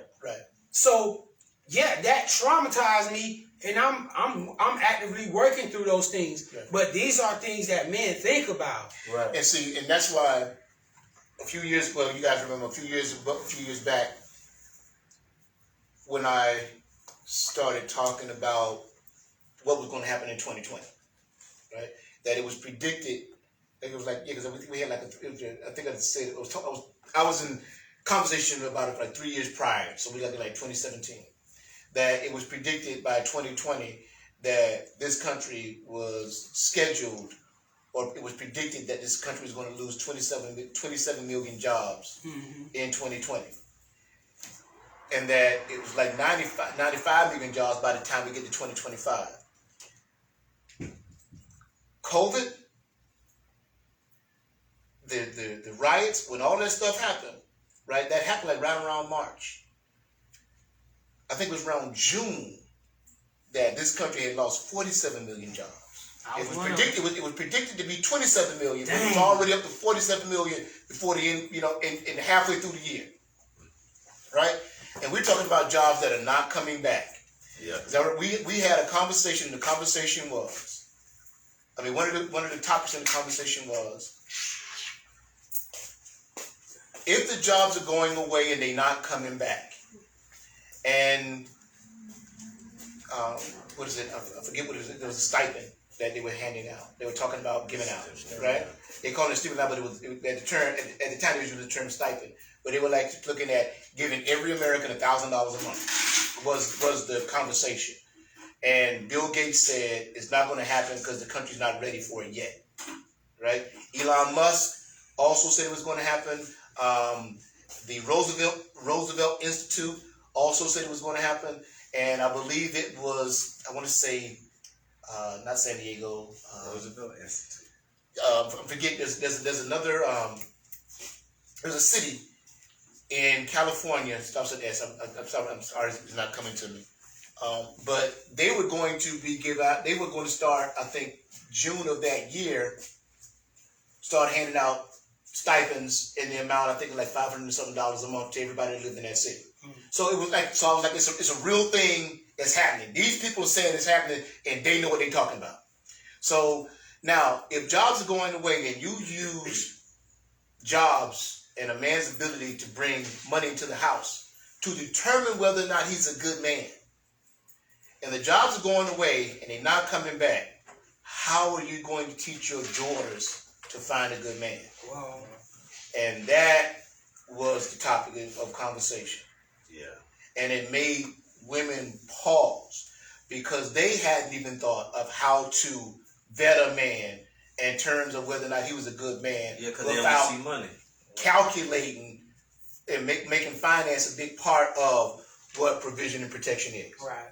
So we weren't looking at a man's character. We were looking at his characteristics. His know-how. Yeah. Yeah, because we've all seen a jerk with money. Yeah. Just made women to the point, they so traumatized, they scared to let you in, and they know you a good guy. You buy some flowers, you can have some flowers delivered every week. Yeah. Right? Candy every 2 weeks. Yeah. Dates and all that kind of stuff, and you're a good man. And you really ain't. You just got the money to buy flowers and candy and go out. Right. But you ain't a good dude. Nah. But women will be like, he's so amazing, he bought me flowers. Right. Like, what? Right. So nigga go home to his lady. Right. Who ain't you? Right. He sent you out these flowers though, cause you Wednesday though. Right. So when you know what I'm saying? When hump day comes, right. I see. And you can't when you call him, he ain't never available.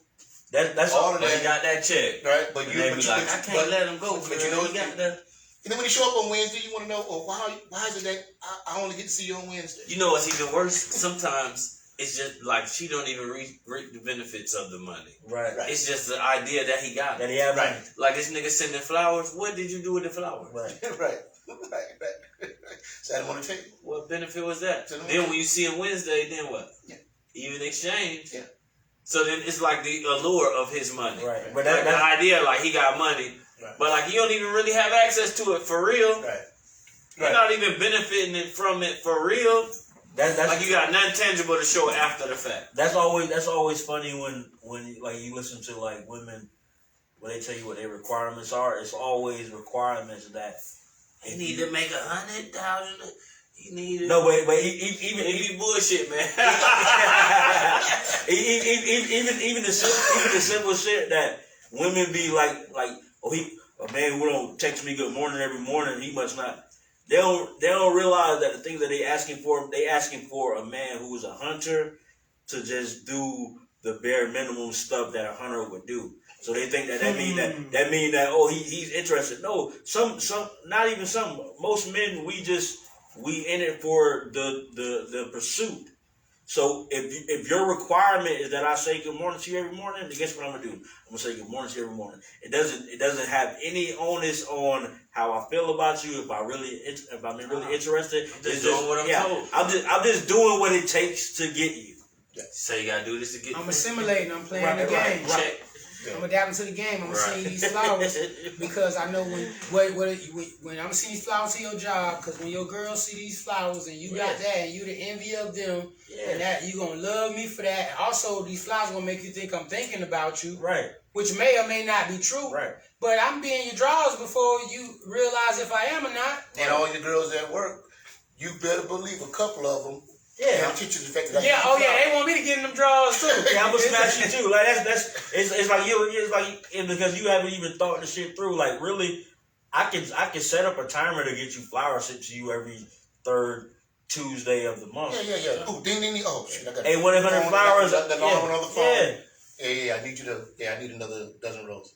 Because you on regular stuff. You need to make enough for her to live that fantasy. Not even say, it could be a lot of times it is the fantasy life.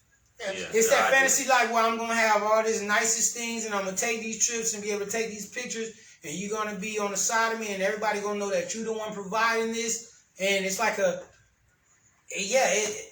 not saying it's not an illusion, it's possible, but most of the time it is an illusion when you're looking at the stats of this country. Right. And relates to good men where, like you say, the people who succeed the most in this country are usually the most lying, conniving people that know how to manipulate. They thrive in the sick system. They're sick. Like I apologize. And like the shirt say, you get who you are at the moment you are that thing. So if you got a dude that's having quote unquote success and he's lying and manipulating his way through that, you are lying and manipulating too. Yeah, because the moment he loses that success, just somehow you're gonna lose feelings for this man somehow. Right. Somehow. It just gone. Yeah, were they there? Yeah, were they really ever there? Your attachment was not to him. Your attachment was to his resources. Yeah, and because most men know that your attachment is to our resources, that's why movements like MGTOW. Yeah. Right? Come about. The Himinism movement comes around. No. Listen, even exchange. Yeah. I buy dinner tonight, you buy dinner tomorrow night. And we're still having a hard time. Grasping that. And it's easy to be like, if you ain't got the ability to make six figures, just say that. If your dad ain't raised no man, just say that. Because it's easier to say that than to be like, they ain't the person I love. We probably gonna have some trials and tribulations, or we might have to lock it. We might have to save up and lock it down and live live underneath our means. And it's like no, because a lot of people that think like that come from having to live so down for so long that they like, if I'm gonna give you my life, that gotta be over. Right. That gotta be over if I'm gonna commit myself to you. All them days of me having to go through myself. that. Right. Yeah. And it's like, Alright, man. do bad by And women More people gotta do that though. Like, wait. And You're women, right, man. Just keep living bad, man. I'm gonna be over here. Yeah. and women is under a lot of pressure to stay in shape or not have kids. And as they get older, as a man that's doing successful can go get them a younger, you know, The new version. You know, the world is his oyster. Yeah. You know what I'm saying? You don't see too many 50-year-old, 6-figure women around here with a 25-year-old boyfriend. No. And if you do, and if it is like that, he ain't a man. Right. A woman can have nothing and get with a dude that got everything. Yeah. And that's a good relationship. Yeah. But you flip that, that nigga ain't no good. Yeah, he playing up under her. He ain't in love. He ain't in love. Taking advantage. Yeah. Oh, that's her son. He like her son. He da. And man, yo, they got us every which way, man. This system got us every which way. We not being realistic. So that's why we gotta balance. Wholeness and balance. If you're looking for balance, you're gonna find it. That's real. And the thing is, do you really know what balance is? Because the part about it looking how you think it's gonna look, that's already a farce. You know what I'm saying? Right. Because you can meet the perfect person that's for you, that compliment you in every way, but you like, you find that one thing. Yeah. I mean, I've done it. You know, I've done it. I say all my homeboys gonna clown me, or all these things that stuck in my head. Me and Black had a hours long talk, and he's like, yeah, they put it in our head of that trophy. If I can't pull up in front of the boys with the trophy, am I really doing something? You know what I'm saying? Right. And it's like these things that we have to grow out of and really become and mature. So it's like, woo, it's a lot to unpack. It's just layers, man. Yeah, I think when it comes to like this kind of Himinism, because there's like a lot more we can dig into. I think we want to bring that piece back and dig into that some more. Yeah. I want to talk more about the movement and because like I had people reaching out to me. I had no idea they existed on the planet because they were like really interested in what this is because of people feeling unjust. Like we get ready to close. Andrew Dice Clay was a hot comedian back in the day, but he was hot because he spoke to a population of men that were tired of the way they were told they were supposed to look at themselves and look at women, right? That white male population was real popular.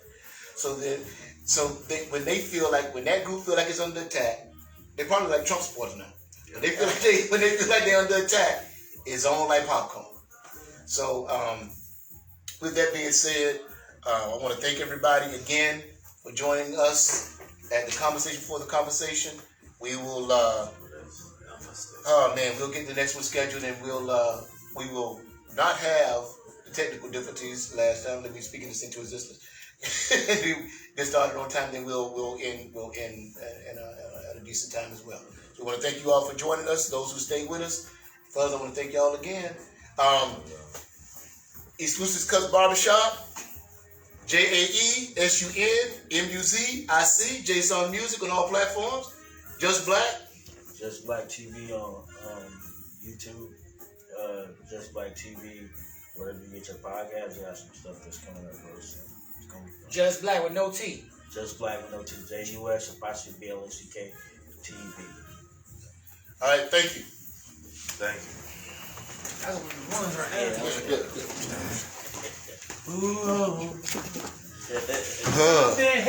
Hell no! I always said I might get I was catching up with another man. I was gonna get a Mount Rushmore with Bernie Mac on it, man. That man just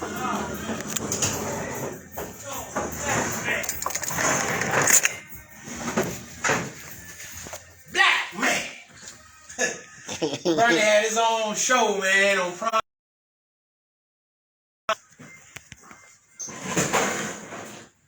Bye-bye.